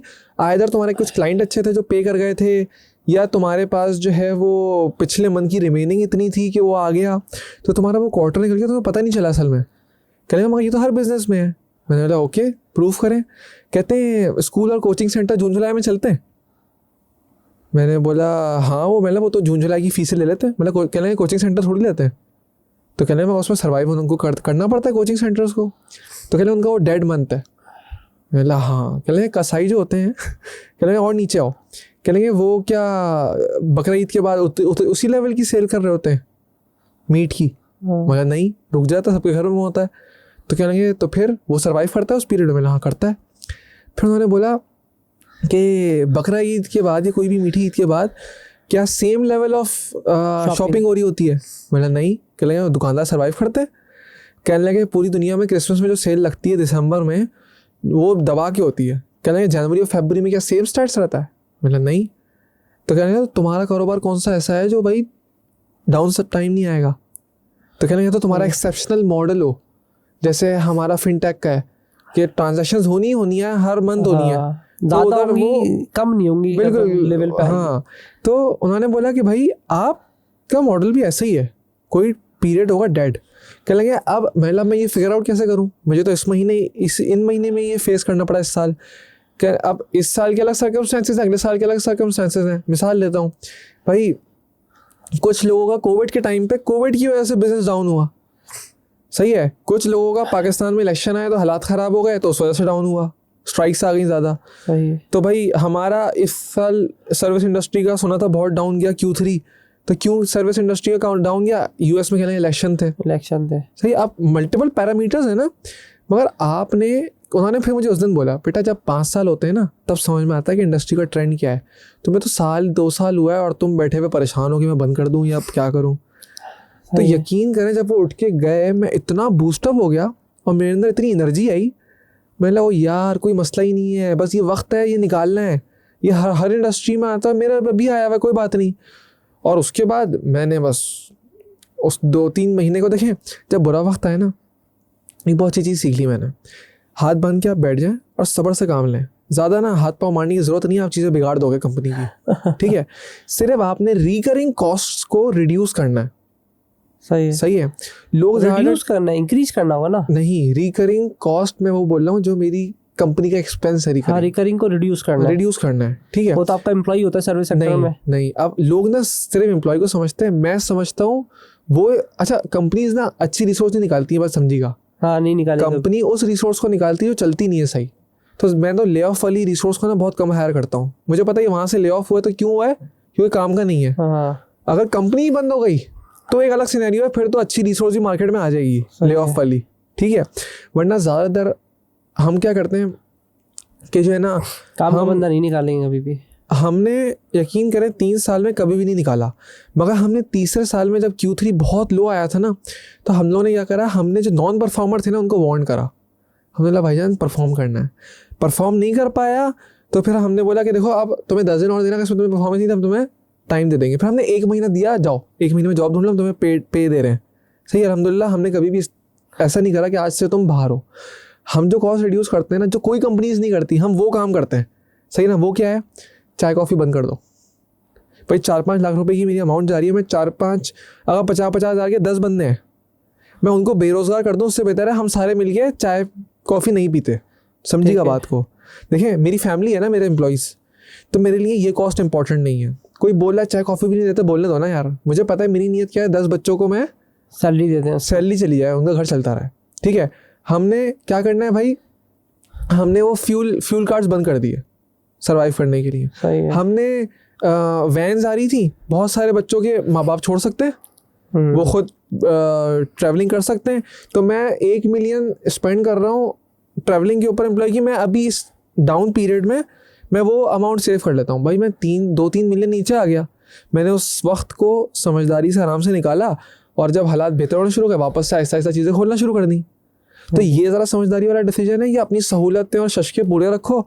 देखें सर्वाइव ना सीईओ को भी करना चाहिए, फिर फ्यूल मेरा भी बंद हो, हाँ, सैलरी बिल्कुल। सबसे आखिर में मेरी जाएगी। क्या कहते हैं, सैलरी अगर कट हो रही है तो मेरी भी कट होगी, सब चीज़ें मेरी भी होनी चाहिए। हमारे यहाँ कंपनी से कल्चर क्या है, नीचे वाला सर्वाइव करे, ऊपर वाला सर्वाइव ना करे। ठीक है, तो देखें कंपनी में हर बच्चा साथ देगा अगर वो देखेगा यार ऊपर वाला भी सर्वाइव कर रहा है। ठीक है, मेरी कंपनी को बुरा वक्त आया, मैंने कंपनी का एसेट डेवलप करा, मैंने अपनी गाड़ियाँ बेच दी, कंपनी ने डाला, सर्वाइव करा, कंपनी ने फिर कमा लिया, क्या हो गया, फिर ले लिया, फिर ले लेंगे, नहीं लिया तो, और अगर ले लेंगे नहीं भी तो कुछ और अल्लाह ताला करम कर देगा। अल्लाह ताला नियत देखता है, अल्लाह ताला नियत पे देता है। तो sustainability is very important. Problem आते हैं वापस से, सवाल थोड़ा लंबा हो गया, मैं जवाब असल में इतना इसलिए डिटेल में दे रहा हूँ कि एटलीस्ट जो व्यूअर्स हैं ना उनको इतना फ़ायदा हो कि वो ना कुछ चेंज क्रिएट कर सकें अपनी कंपनी में। तो मैंने बोला था, हमारा सवाल था सस्टेनेबिलिटी और स्केलेबिलिटी क्या करें। तो मैंने 2 साल क्या करा, स्केलेबिलिटी करी, सस्टेनेबिलिटी नहीं करी। अगर सस्टेनेबिलिटी में करता ना तो मुझे वो क्वार्टर में फाइनेंशियल लॉसेस फेस नहीं करने पड़ते, मगर मैं समझता हूँ वो अल्लाह का करम था मेरे ऊपर, तो मुझे चलना आया। बुरे हालात में तो चलना आना चाहिए। अगर मैं कंपनी को 2000 लोगों पे ले जाता और उस वक्त सर्वाइव करना नहीं आता तो मैं तो 1000 को बेरोजगार कर देता। सही है, तो अल्लाह ने मुझे वो 300 में सिखा दिया कि जब मैं 1000-2000 एम्प्लॉयज़ की कंपनी बनाऊंगा तो उस वक्त मैं शायद इस तरह के एक्शंस ना लूँ। तो मुझे समझ में आया नहीं, सस्टेनेबिलिटी भी बहुत इंपॉर्टेंट है। अब मेरे टारगेट्स चेंज हो गए। पहले मैं टारगेट क्या करता था, नंबर ऑफ एम्प्लॉयज़, अब मैं करता हूँ number of employees ratio sales, recurring payment, sustainability ratio scalability. मेरे 100 एम्प्लॉई हैं, मेरा 10 लाख का रेवेन्यू है, मेरे 200 एम्प्लॉई होंगे, मेरा कितने का रेवेन्यू होगा, 20 लाख 20 लाख होने चाहिए। तो अगर 20 लाख का नहीं हो रहा तो मैं 200 को इम्प्रूव करता रहूँगा, पहले ही 20 लाख पे आ जाए, फिर मैं 300 पे जाऊँगा। आ रही बात समझ? ठीक है। तो सस्टेनेबिलिटी और स्केलेबिलिटी दोनों को ना डायरेक्टली प्रोपोर्शनल लेके चलना है। ये नहीं बोलना यार ये इंपॉर्टेंट है, ये नहीं है, ये इंपॉर्टेंट है, ये नहीं है। तो मैं लकी रहा, मैं लकी रहा कि अल्लाह ने मेरा स्केल करवा दिया, मगर अल्लाह ने मुझे सही वक्त पे सिखा भी दिया सही कि जनाब। और उससे फिर हुआ क्या, 34 साल के जो मेरे इनिशिएटिव्स हैं ना, वो ये नहीं है कि मैं अपनी कंपनी को, वो तो हर बंदे का ही, सारी टीम ही काम कर रही है कंपनी को आगे लेके जाना है। मेरा ये हुआ, मैं रिकरिंग कॉस्ट जो है ना मेरी, रेंटल्स क्या कहते हैं, सारी चीज़ें जो भी हैं, बिल्स, मैं उनको रिड्यूस करूँ, मैं कंपनी को सोलर पे ले आऊँ, मैं अपनी 1.5-2 मिलियन की कॉस्ट सेव करूँ जो मैं बिल्स में पे कर रहा हूँ, मैं अपनी चीज़ों को इतना ऑटोमेट कर दूँ कि मुझे जो है ना वो बहुत ज़्यादा एक्सपेंडिचर मैनेजमेंट पे ना लगे, मतलब मेरी मैनेजमेंट कम हो जाए और मेरी प्रोडक्टिविटी ज़्यादा हो। इस पे हमने इनिशिएटिव लेना शुरू कर दिया। अब देखिए वक्त सिखाता है, लोग ना बुरे वक्त में भागते हैं, मैं कहता हूँ भागो नहीं, हाथ बांधो और प्लानिंग्स करो कि यार अब जब अच्छे हालात होंगे तो मुझे क्या क्या करना है। तो उस 3 महीने को हमने सर्वाइव करा कॉस्ट रिड्यूस करके, और उस 3 महीने में मैंने उस Q3 में क्या करा, क्वार्टर में, कि मैंने उसके अंदर सारी प्लानिंग करी कि अब मेरा जब हालात ठीक होंगे तो मैं क्या क्या इनिशिएटिव पहले लूँगा, क्या क्या गलतियाँ कर दी आइंदा नहीं करूँगा। ये समझदारी वाला तरीका है कि उस बुरे पीरियड से निकल के अपने आप को अच्छे पीरियड में लाने का। अच्छा, ये तो सारा होता है कि आपका अल्लाह पे ट्रस्ट है तो आप ये सारे काम कर सकते हैं, वरना फिर आप बोलोगे कि यार नहीं मेरे इतना फाइनेंशियल आ गए, इतना फाइनेंशियल आ गए। और आपकी बातों से ही मुझे भी आइडिया लगा कि जैसे आपने कहा कि यार मुझे अल्लाह ने सिखा दिया कि मैं 300 एम्प्लॉई में कैसे रिड्यूस करूँगा या 100 एम्प्लॉय में। इट्स सेल्फ तो आप एम्प्लॉय कर सकते हो। मैं इस्लामिक कल्चर की अगर बात करता हूँ तो आप इट्स सेल्फ अपने लिए तो कर सकते हो, मैंने अल्लाह पे तवक्कल किया। But how do you believe, आपके पूरे जो नीचे पूरा सिस्टम जो 300 का चल रहा है, 350 का चल रहा है, तो उनके अंदर अब इस्लामिक कल्चर या इस्लामिक थॉट को कैसे प्रोसेस कराते हैं, उसको ट्रांसफर कैसे करते हैं, अच्छा, या कल्चर कैसे बिल्ड करते हैं? अच्छा, आपने ना मतलब इतनी ज़बरदस्त बात कर दी कि इस कॉन्सेप्ट को समझाने में मैं जी जान लगा दूंगा, ठीक है ना, क्योंकि ये की टेक अवे होगा यहाँ से। हम लोग जो है ना, जब हम बात करने पे आते हैं ना, तो हम लोगों ने ना अल्लाह ताला की बातों को क्लाइंट कन्विंस करने के लिए कर दिया है। सही, अल्लाह मालिक है, इंशाल्लाह हम आपका काम ऐसा कर देंगे, आप देखिएगा, आपकी बड़ी वैल्यू ऐड करेंगे माशाल्लाह से हमारे पास ये, ठीक है। और अल्लाह का हमारे ऊपर ख़ास करम है, हमने ये करके दिखा दिया, ठीक है। बस when it comes to practical implementations we are zero, ठीक है। देखिए, दुनिया में आप आए हैं, अल्लाह ताला ने किसी मकसद से भेजा है, तो ये बहुत इम्पॉर्टेंट है कि अल्लाह ताला का मकसद भी पूरा हो और आप उसमें कारोबार भी करो, मामलात भी करो। आप हमारी इंडस्ट्री में उठा लें लोगों को, हज़रत अब्दुर्रहमान बिन औफ को किसी ने नहीं पढ़ा है, ठीक है। हज़रत अब्दुर्रहमान बिन औफ के बारे में जानते हैं आप? नहीं। हज़रत अब्दुर्रहमान बिन औफ की अगर नेट वर्थ आज के ज़माने के हिसाब से देखी जाए जो उस ज़माने में थी, तो एलॉन मस्क की शायद $198 बिलियन है, उनकी शायद 400 कुछ बिलियन डॉलर बनेगी। तो आप गूगल करिएगा, सही लिखा हुआ है, एग्जैक्ट रेशो मुझे पता नहीं है। हमने कभी स्टडी नहीं करा हज़रत अब्दुर्रहमान बिन औफ ने अपना बिजनेस किस तरह करा। हज़रत खतीजा बहुत मालदार खातून थी उस ज़माने की, आप सल्लम ने उनके बिज़नेस को लीड करा। आप सल्लम ने क्या पॉलिसीज़ रखी कि उनके बिज़नेस में प्रॉफिट आप सल्लम ज़्यादा लेकर आते थे, वो हमने कभी स्टडी नहीं करा। तो हम लोगों ने वो चीज़ें इम्प्लीमेंट भी नहीं करी। हमें लगता है हम इस्लामिक चीज़ें इंटीग्रेट करेंगे ना तो हमारा बिज़नेस कॉम्प्रोमाइज़ हो जाएगा, ठीक है, हो जाएगा, होता है, ठीक है। मगर अल्लाह ताला उस कम रेवेन्यू में भी इतनी बरकत डालना शुरू कर देता है कि बहुत बेहतर और बहुत अच्छा घर चलना शुरू हो जाता है, आपका दिल मुतमईन रहता है, ठीक है। मैंने जब अपनी कंपनी बनाई और स्केल करी तो मैंने साथ एक नियत की थी कि मैं अपनी कंपनी के ज़रिए ना लोगों में दीन भी इंटीग्रेट करूँगा और मैं एक कंप्लीट कोड ऑफ लाइफ बनाऊँगा। सिर्फ ये ना हो कि मैं कमाने आया, मैं जाऊँ तो वो कल्चर फॉलो हो, मेरी कंपनी का क्या कहते हैं डिकोरम फॉलो हो जो उस कल्चर को आगे लेके चले और मेरे लिए सदका जारिया बन जाए। What I did, the first step I took, मैंने तफसीर कुरान के सेशंस रखे अपने ऑफिस में। रोज़ मेरे 8 घंटे की शिफ्ट में से ना आधा घंटा तफसीर कुरान होती है, दिन की शिफ्ट में भी, रात की शिफ्ट में भी, ठीक है, और शिफ्ट होगी उसमें भी।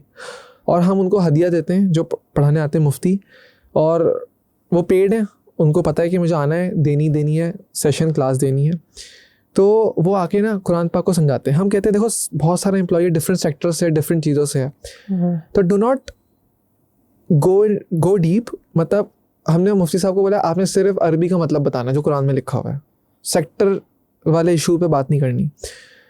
तो मैं बच्चों को कहता हूँ अगर आप 10-20% डिसएग्री भी करते हो तो कुरान की 80% बात से तो डिसएग्री करोगे ना, क्योंकि 10-20% वो मसले हैं जो आपस में फ़िरकों के हैं और मसले हैं। तो मैं कहता हूँ 80% तो की टेक अवेज आप ले जा सकते हो ना अपने साथ।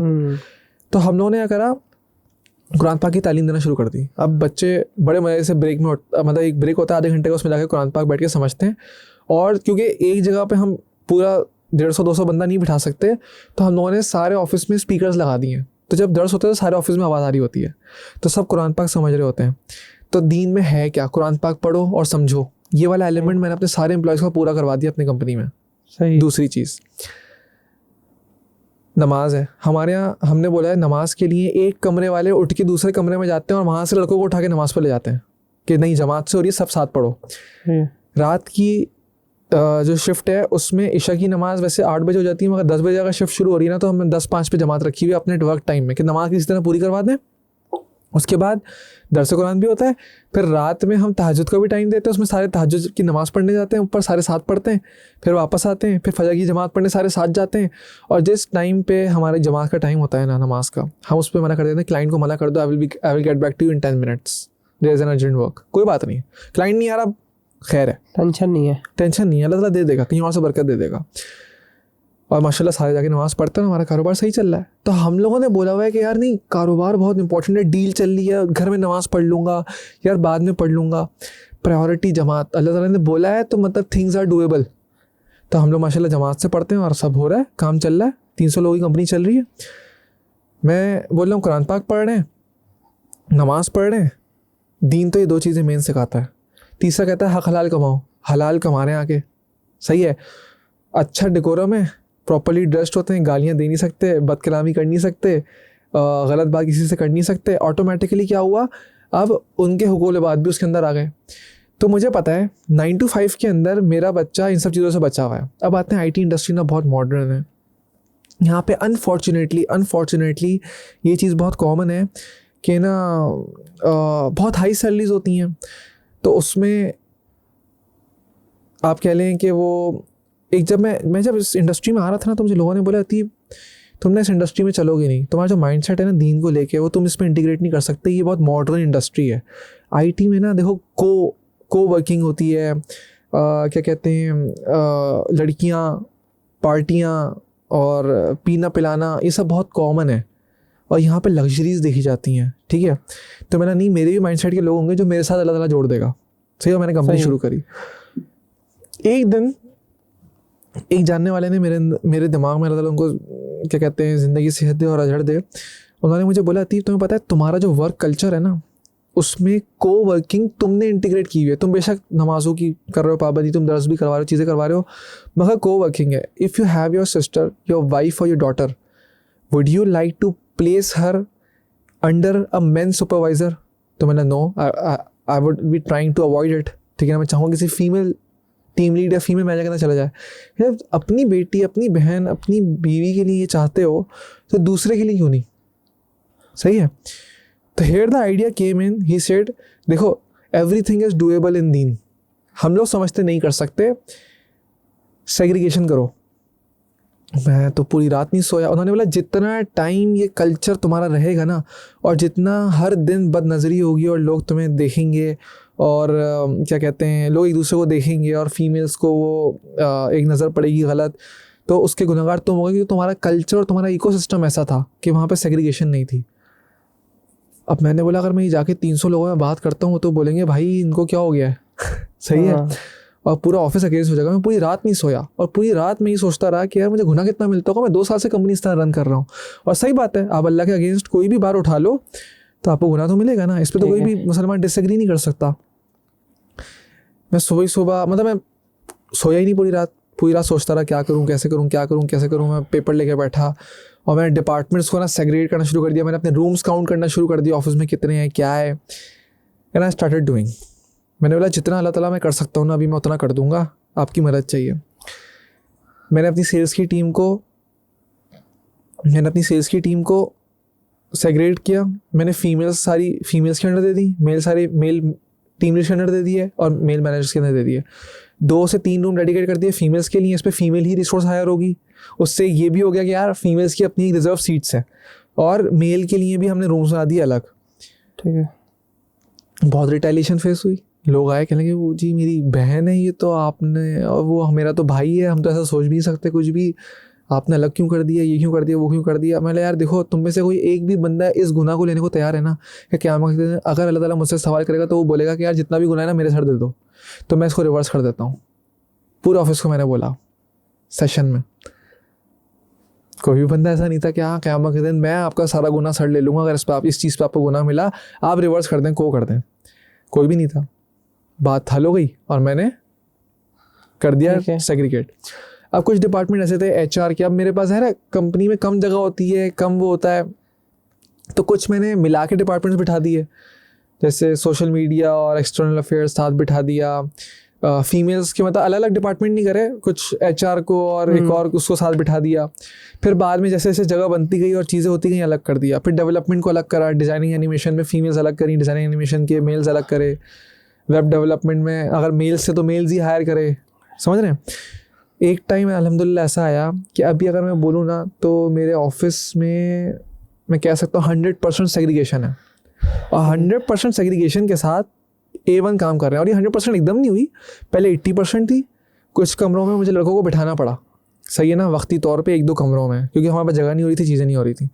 मगर करते करते करते फिर किसी एक लड़के ने रिज़ाइन दे दिया। मैं वो गुड, अब फीमेल मैनेजर ले आओ उसके ऊपर सही है। तो उधर से फीमेल चली गई तो उधर मेल ले आओ, अब ये अलाइंड हो गया। और अल्लाह ताला ने ऐसा सिस्टम बना दिया कि अल्हम्दुलिल्लाह 100% सेग्रीगेशन है। मेल्स के डिपार्टमेंट अलग है, फीमेल के अलग है। अब सुने, मना नहीं है जाना आना, काम करना मना नहीं है, पर्दे लगा के भी नहीं बैठा हुआ मैं, मगर आइडियोलॉजी क्या है, 8 आवर्स की शिफ्ट है, 9 आवर्स की शिफ्ट है, अगर उसको 1-2 घंटे भी काम पड़ रहा है, इंट्रैक्शन पड़ रहा है, 8 घंटे तो वो प्रोटेक्ट हो रहा है ना, फीमेल भी और मेल भी।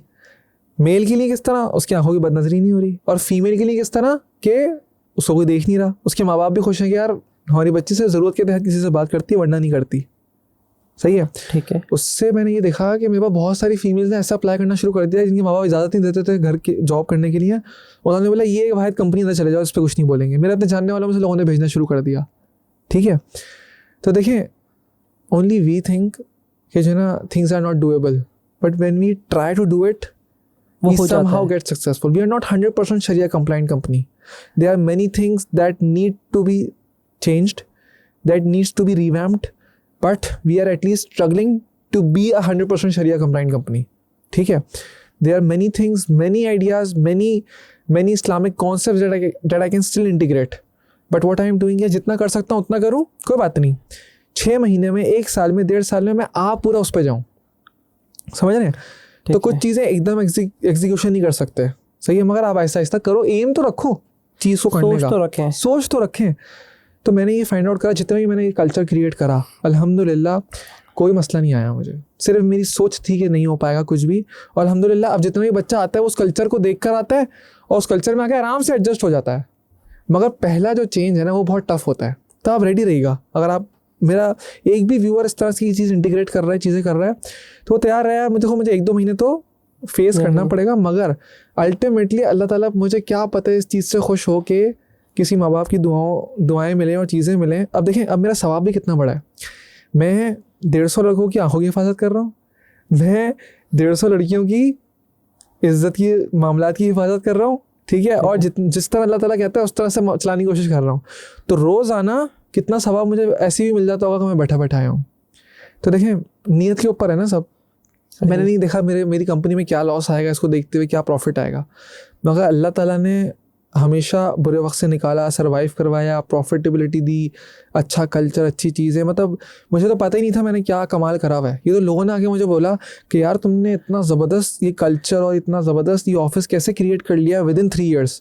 ठीक है, तो मुझे मैंने बोला अच्छा है, सही है, मगर ये अल्लाह ताला ने लोगों के दिलों में डाला। फिर जब मैं निकला मुझे पता चला लोग 15 साल से बैठे हुए, 20 साल से बैठे हुए, बड़े बड़े ऑफिस क्या कहते हैं चला रहे हैं, बड़े बड़े काम चला रहे हैं, $millions की सेल्स क्लोज कर रहे हैं, मगर एक बहुत छोटे इकोसिस्टम में, बहुत छोटा सा ऑफिस, बहुत कम एम्प्लॉयज़ और काम चला रहे हैं। मगर मैं इतना बड़ा कर पाया तो ये तो ख़ास अल्लाह का ही करम था ना। तो अल्लाह ताला पता नहीं किस बात से खुश हुए। तो देखें, दीन के मुताबिक चलना है, ये तो मस्ट कर लेना अपनी ज़िंदगी में, ये तो मस्ट है। अब इसमें से जो नहीं कर पा रहे तो ऐसा नहीं है कि मैं भी फरिश्ता हूँ, मैं भी बहुत सारी चीज़ें गलत कर देता हूँ, बहुत सारी चीज़ें मुझसे भी गलती होती हैं और नहीं हो पा रही, मगर जितना हो पा रहा है उतना तो करो। और something is better than nothing. अब ये बोलना भाई ये तो इसने किया हुआ नहीं है, ये कर रहा है, तो ये फजूल बात है। जितना कर पा रहा है ना, जिसके माइंड में जो अल्लाह ताला ने क्लिक करवा दिया ना वो कर रहा है, बस ठीक है, अल्हम्दुलिल्लाह इतना तो हो गया, बाकी तो भी हो फ्यूचर जाएगा। में क्या प्लान है और क्या इम्प्लीमेंटेशन है? 2 चीज़ें तो मैं समझी कि आप, अच्छा इसमें 8-8 घंटे की, तो हम सब 3 दफ़ा आते होंगे ना हर 8-8 घंटे में? हमारे यहाँ 2 शिफ्टें हैं, 2 डे और नाइट की, तो 12-12 घंटे की नहीं 8-8 घंटे ही हैं, मगर बीच में फिर इक्विपमेंट को रेस्ट भी देना होता है और वो भी तो अच्छा करना वो होता रुक है। जाता है, फिर वो शाम में 6 बजे चलेगा तो फिर रात में 10 बजे तक आ रहे हैं, फिर वो सुबह 6 बजे सुबह 7 बजे तक जाता है। ठीक है, डन हो गया। उसमें एक तो आपने तिलावत का रखा हुआ है, दूसरा आपने कहा है कि मैंने सेग्रीगेशन कर दी, फीमेल्स को रखा है, and then what will be the future. मगर ज़रूरत के तहत वो जा सकते हैं, सारा डिपार्टमेंट मूवमेंट हर चीज़ है, वो तो कम्युनिकेशन तो हो सकती है। बिल्कुल बिल्कुल। क्या नेक्स्ट प्लान रख रहा है कि इसमें और इस्लामिक टच के हिसाब से जो इसमें ना, ये मैंने आपको सिर्फ 3 चीज़ें बताई हैं, मैंने बहुत सारी करी हुई हैं, सही है। मैंने एक HT हेल्प का इदारा बनाया हुआ है, उसमें क्या होता है, जितनी भी हमने वक्फ पूल बनाया हुआ है, जितनी भी लेट पैसे कटते हैं लोगों के और जितने भी बच्चे डोनेट करते हैं, तो हमने उसमें एक नोट लिख के लगाया हुआ है, कोई भी ज़कात का पैसा या वो ना डाले, ठीक है, कि हम लिमिट हो जाएं। तो वो HT हेल्प का फ़ंड जो है ना, उससे क्या होता है कि हमारे ऑफिस में इंटरनली कोई बंदे का मसला या किसी घर का, तो हम उसमें से उसको हेल्प कर देते हैं। अगर वो ना हो तो हम इस HT हेल्प के फ़ंड के पैसे किसी मस्जिद बन रही होती है उधर लगाते हैं, क्या कहते हैं, कोई इदारा है, ऑर्फनेज है, ओल्ड एज होम है, डाउन सिंड्रोम की ट्रीटमेंट्स हैं, चीज़ें हैं, कहीं सोलर लगवाना है, कहीं इक्विपमेंट चाहिए कंप्यूटर्स किसी इदारे में, तो वहाँ पे हम इन्वेस्ट करके लगवा देते हैं।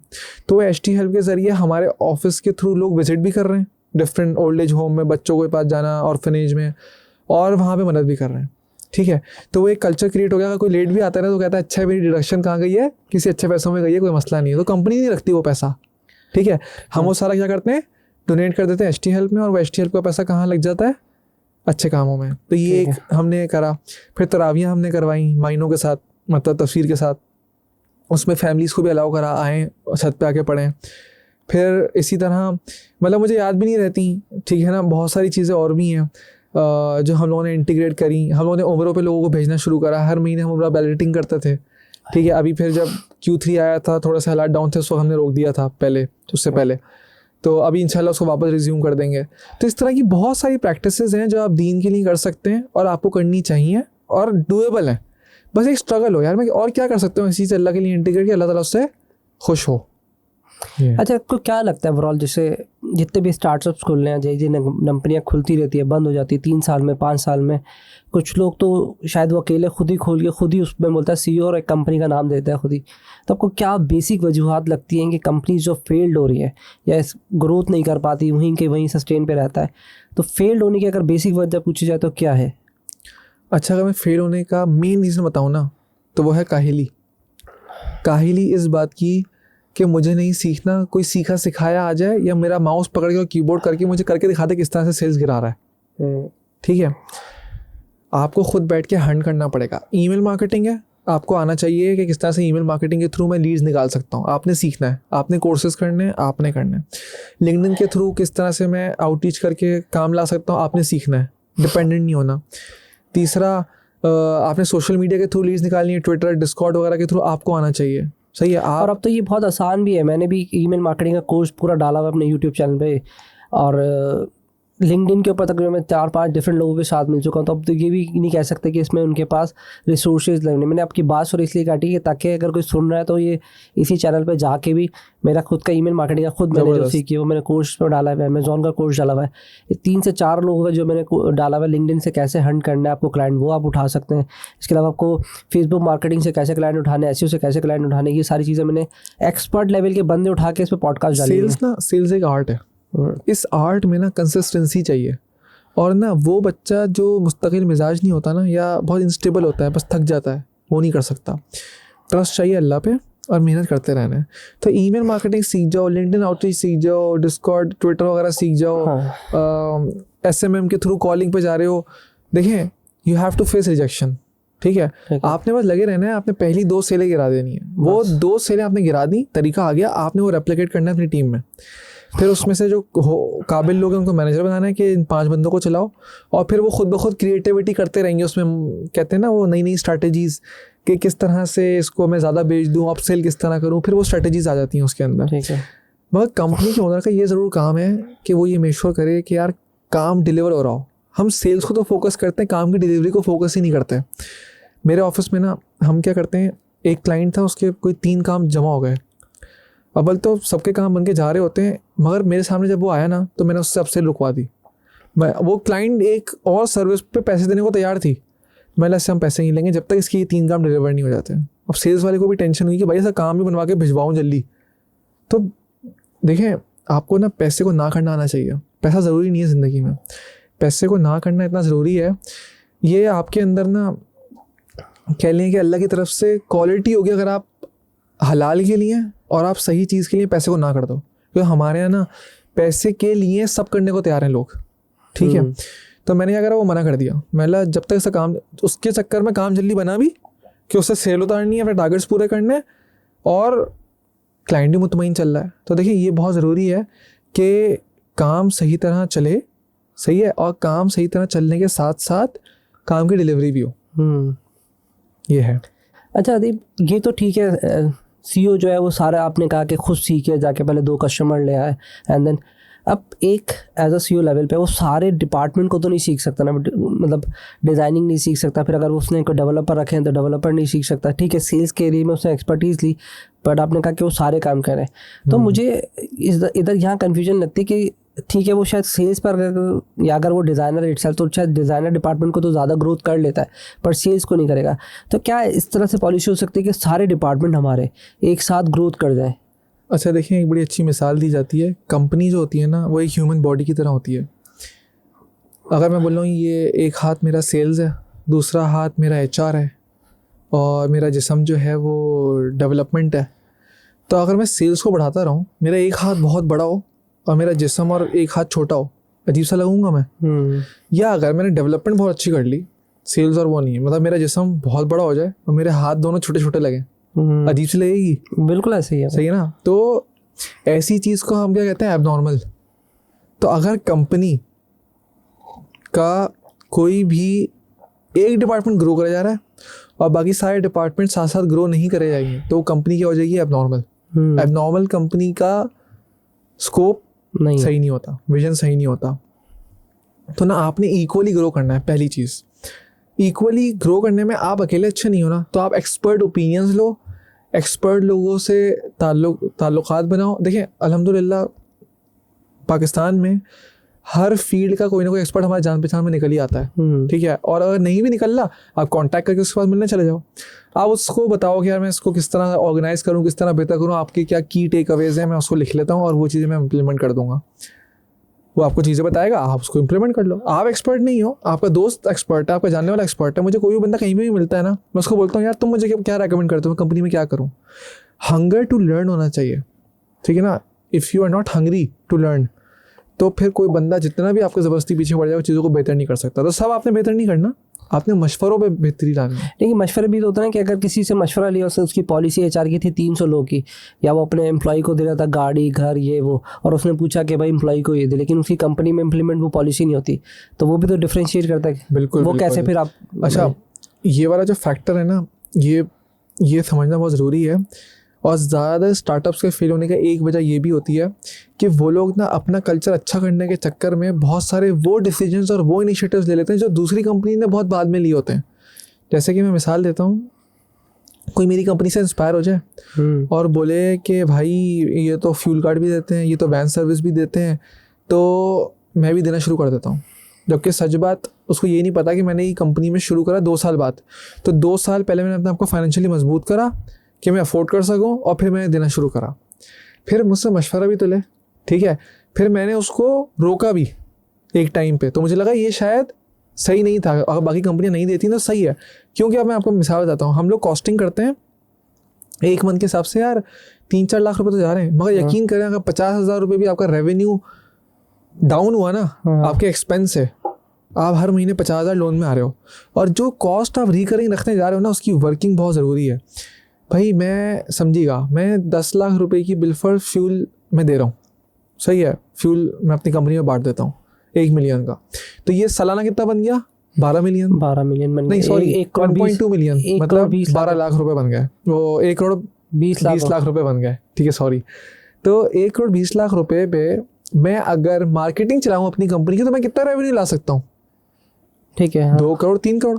तो मैं फाइनेंशियल ईयर शायद 1-2 करोड़ ऊपर में क्लोज कर सकता हूँ। और अगर मैं 1-2 करोड़ ऊपर में क्लोज कर सकता हूँ, तो मैं अपने एम्प्लॉय को 10,000 रुपये पर बच्चा फ्यूल देने के बजाय, या 5,000 रुपये फ्यूल देने के बजाय मैं उसके 20,000 इंक्रीमेंट डाल दूँ, सबका बोनस डाल दूँ, तो वो ज़्यादा अच्छा नहीं होगा उसके लिए। हर महीने वो 20,000 रुपये ज़्यादा कमाए।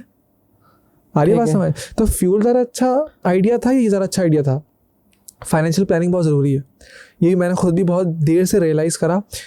अब मैंने गलती करी, मैंने अपनी कंपनी में जितनी भी गाड़ियाँ दी ना, मैंने सब खरीद के दी, क्या रेंट नहीं देना पड़ेगा, फ़ायदा नहीं है। फिर एक बंदा आया, उसने मुझे समझाया, कहता है बिल फर्स्ट तुमने अच्छा काम करा, चलो अपनी सोच से, मगर तुम एक बात समझो, तुम 1 करोड़ की अमाउंट में तुम शायद 10 गाड़ियों का एडवांस देके उसको महीने के पैसों पे ले आते हो, और तुम्हें 10 लाख रुपए देने पड़ते हैं। तुमने ली 10 गाड़ियाँ 10 करोड़ की बिल फर्स्ट, मगर वो तुम 9 करोड़ अगर इन्वेस्ट करते मार्केटिंग में, तो तुम बिजनेस कितना करते, शायद 18 करोड़ रुपए, शायद 20 करोड़ रुपए। आ रही बात समझ? तो तुम्हारा इधर गाड़ियों में इतने करोड़ रुपए इन्वेस्ट करना ज़्यादा समझदारी वाला फैसला था, या गाड़ी एडवांस पे लेना और फिर उसकी किस्त देते रहना और यहाँ से ये करना ज़्यादा बेहतर था? या तुम रेंट पे ले लेते और फिलहाल काम चलाते, तुम्हारा पूरे साल में भी 50 लाख की या 1 करोड़ की कॉस्ट बनती और सबकी गाड़ियाँ उसमें हो जाती, और बाकी तुम 9 करोड़ रुपए अपने रेवेन्यू के कहाँ लगाते, अपने बिजनेस पे लगाते। तो देखिए कुछ चीज़ें वाकई में समझने वाली होती हैं, फिर समझ में आता है कि ये चीज़ नहीं करनी थी, सही है। तो ना अब छोटी कंपनियां क्या करती हैं, बाज़ कल्चर अडॉप्ट कर रही होती हैं बड़ी कंपनी का। वो बड़ी कंपनी के लिए अब वो इस स्टेज पे कि उसके लिए 10 करोड़ मायने नहीं रखते, तो वो खरीद के दे या रेंट पे दे, उसके लिए फ़र्क नहीं पड़ता। मगर आप अभी अपना कमरे का रेंट निकालना आपके लिए मुश्किल है, और आप कह रहे हो मैं रेंट पे लेके गाड़ियाँ दे दूँ अपने लोगों को ताकि मैं बिज़नेस अच्छा करूँ। समझदारी नहीं है। आप पहले लाओ छोटी रिसोर्स, छोटा बिजनेस करना शुरू करें। पहले आपकी कंपनी में स्टेबिलिटी तो आए, कुछ क्लाइंट तो आए रिकरिंग। जैसे जैसे स्टेबिलिटी बढ़ती रहे, अब मेडिकल फैसिलिटी दे दो, कोई मसला नहीं है, मगर मेडिकल का आपको हर महीने कंपनी को देना तो है, बहुत बड़ा देना पड़ता है वो, बहुत बड़ा देना पड़ता है, बहुत बड़ा। अब नीचे वाला तो नहीं दे सकता ना, उसको बिजनेस लाने के बाद उसके बाद पैसे नहीं है, पीपीसी लाने के पैसे नहीं है, सोशल मीडिया मार्केटिंग के पैसे नहीं है, वो हर महीने ये बांध के देता रहा है, तो समझदारी वाला फैसला नहीं है। तो चूज़ करना है। अब मुझे भी आगे कोई बंदा पॉलिसी बोल रहा है, एक बंदा आया, मैं हर जगह मिसाल लेता हूँ ये वाली, एक वेट टिश्यू सर आप ना रखवा दिया करें क्लीनिंग के लिए ऑफिस में। मैंने बोला, कहने लगा असल में ना सफाई का बहुत प्रॉब्लम होता है, जूनियर स्टाफ सही तरह काम नहीं करता। तो मैंने बोला यार देखो तुम जो है ना वो क्या कहते हैं, इस कॉस्टिंग को ज़रा सही तरह समझदारी से देखो। मैंने तुम मुझे कहते हो कि बिल फर्ज एक तुम ये आइडिया किस कंपनी से लेकर आए हो? उसने बोला मैं ये आइडिया लेकर आया हूँ उस 20 बंदों की कंपनी से। मैंने बोला यार लेट्स डू द मैथ्स। मैंने बोला यार 20 बंदे हैं, 20 बंदों को मैं मल्टीप्लाई करता हूँ, पर डे 20 रुपये का उनका टिश्यू आ रहा था। मैंने बोला कितने हो गए? 400 रुपये। पूरे महीने का मैं कहता हूँ 26 दिन काम चला, संडे को शायद बंद था, 10,400 रुपये। मगर अब मैं ये चीज़ इंप्लीमेंट करता हूँ 300 की स्टाफ में, तो मेरा पर डे कितना आ रहा है? 6,000। और मेरा ये 26 दिन का कितना जा रहा है? 1.5 लाख रुपये। 1.5 लाख रुपये। और ये इधर नहीं, ये मल्टीप्लाई होगा मेरा 12 महीनों से, तो मैं फाइनेंशियल ईयर पे कहाँ जा रहा हूँ? 18 लाख रुपये, 18-19 लाख के आसपास है। तो मैं वेट टिश्यू पे 19-20 लाख रुपए इन्वेस्ट करूँ, ये ज़रा समझदारी है? या ये ज़रा चीज़ समझदारी है कि भाई मैं अब 20,000 रुपये पे एक बंदा बढ़ा देता हूँ? सही है। हमारी बात समझ। और तो छोटी कंपनी में जो चीज़ इंप्लीमेंट हो रही है वो ज़रूरी नहीं है बड़ी में हो सके, और जो बड़ी में हो रही है वो ज़रूरी नहीं है छोटी में हो सके। तो point is that we need to learn कि क्या चीज़ हमें करनी है, क्या चीज़ नहीं करनी है, what is the right time to do it. और सोच समझ के देख कर डिसीजन लेता कि हर फैसला जो आपकी बात से लगा कि बड़ी कंपनी के हिसाब से उनके अपने डिसीजंस होते हैं, छोटी कंपनी के अपने डिसीजंस होते हैं, तो उसको देख के लगाएं। ऐसा ना करें कि वो अगर कन्वेंस दे रहे हैं या फिर अगर कोई ऐसी फैसिलिटी देते हैं, मेडिकल की फैसिलिटी दे रहे हैं, अगर आप कर सकते हैं तो ठीक है, अगर नहीं कर सकते तो इट्स ऑल डिपेंड कि अपनी ग्रोथ के ऊपर ज़्यादा बेंचमार्क बनाए। मैं महीने का अगर रिकरिंग $1,00,000 का बिजनेस कर रहा हूँ तो मैं फ्यूल दे सकता हूँ। मैं अगर 5 लाख का कर रहा हूँ तो मैं मेडिकल भी दे सकता हूँ। मैं $10 लाख का बिजनेस कर रहा हूँ, कंपनी में टारगेट्स दें, बोले देखो if you want to achieve this तो ये पूरा इधर तक ही स्ट्रगल करो। देखिए Human Tech is providing the services of designing, animation, website development, software development, application development, क्या कहते हैं staff augmentation, ये सारी सर्विसेज हम दे रहे हैं, ठीक है। ये सर्विसेज लोगों तक इतनी पहुंचनी चाहिए कि यार Human Tech is capable, इनके पास 500 की अकोमोडेशन है, मेरे पास जो भी जगह है 500 की अकोमोडेशन है, ठीक है। 250 दिन में 250 रात में। हम अभी हैं 300 का स्टाफ, 200 की तो मैं स्टाफ ऑगमेंटेशन का मॉडल रन कर सकता हूँ। मुझे कोई अच्छी लीड चाहिए बस, समझ रहे हैं। जब मैं अपने फुल कैपेसिटी पे काम करूँगा तो मैं कौन सी फैसिलिटी नहीं दे सकता, सही है। तो टारगेट्स बनाएं, अपने एम्प्लॉयज़ को, अपने लोगों को, अपने कल्चर को, अपनी सर्विसेज को इतना अच्छा दें कि आप ना एक लेवल पर अपनी कंपनी को ले आएँ, और वो लेवल और वो बेंचमार्क और वो चीज़ें ना एक ट्रेंड बन जाए, एक क्लास बन जाए, ठीक है ना। मतलब कहते हैं ना यार इनसे बनवाएंगे, यार मर्सिडीज़ की अपनी एक क्लास है, कोई बीट नहीं कर सकता, ठीक है। एक बात सलीम गौरी साहब ने बहुत अच्छी कही थी, मेरे दिल पे लग गई। उन्होंने बोला पहले हम सोचा करते थे कि यार ये बिज़नेस जो है ना वो हम बताएं ना पाकिस्तान से हो रहा है, ये हो रहा है, अब हम नेट सोल का थप्पा लगाते हैं, पाकिस्तान मेड इन पाकिस्तान का थप्पा लगाते हैं, और अगर किसी क्लाइंट ने काम करवाना है वो आके पाकिस्तान में मिले हमसे, वो अपने आप को उस क्लास पे ले आए।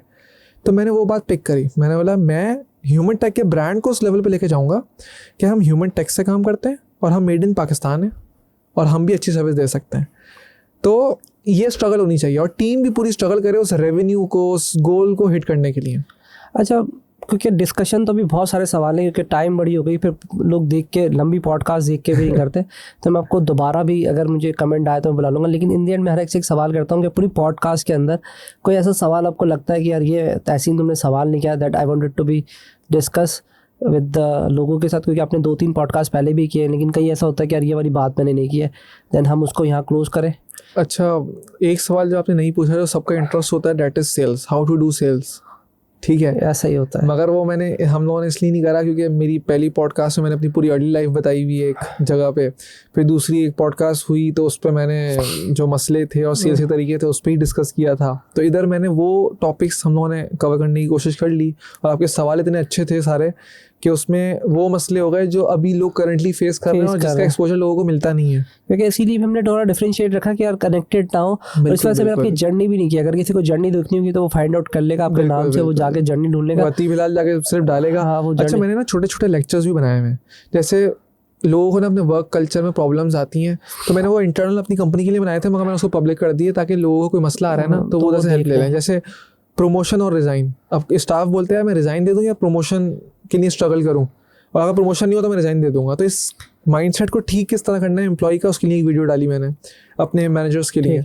फिर इस तरह how to do financial management in early years, मतलब बच्चा जो जॉब पे आता है, कम तनख्वाह होती है, तो अपने आप को स्टेबल किस तरह करें। छोटे छोटे क्लिप्स बनाए इसके, आपने अपना चैनल अपने नाम से बनाया आपने? अतीब हिलाल के नाम से बस एक चैनल बनाया हुआ था, उस पर सेव कर रहा था अपने स्टाफ के लिए। फिर कुछ जब जीजीसी बनाया तो कुछ सीईओज ने रिक्वेस्ट करी यार हमें ये आप दे दें, अब वो फाइल देना मुश्किल था, शेयरेबल लिंक, तो मैंने उसको पब्लिक कर दिया। मतलब जैसे आप लोग जाके सारे लेक्चर्स देख लेंगे, तो अतीब हिलाल डालेंगे तो उसमें कुछ पॉडकास्ट भी आ जाएंगे यूट्यूब पे, कुछ वो छोटे छोटे लेक्चर्स भी आ जाएंगे। कोई अच्छा एनवायरनमेंट नहीं है ये, जैसा तहसीन भाई का एनवायरनमेंट ऐसा कुछ भी नहीं है। मैं अपने ऑफिस में बैठा वेब कैम पे कुछ चीज़ें समझा रहा हूँ, कॉन्सेप्ट समझा रहा हूँ, तो वो है अपने इंटरनल लोगों के लिए था वो, मगर उसको पब्लिक कर दिया मैंने। नहीं, बहुत अच्छा क्या। फिर भी एंड में कोई मैसेज देना चाहो हमारे व्यूवर्स को कि जो कंपनी अपनी ग्रोथ करना चाहते हैं, जो स्टार्ट करना चाहते हैं फॉर द कंपाइल?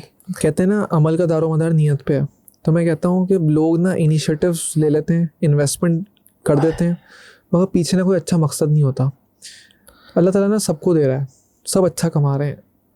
पहला ना नेगेटिविटी को अवॉइड करें, जहाँ फड्डा हो रहा है, पंगा हो रहा है, लड़ रहे हैं लोग, कंट्रोवर्सीज हो रही हैं, उससे अपने आप को भगाएं।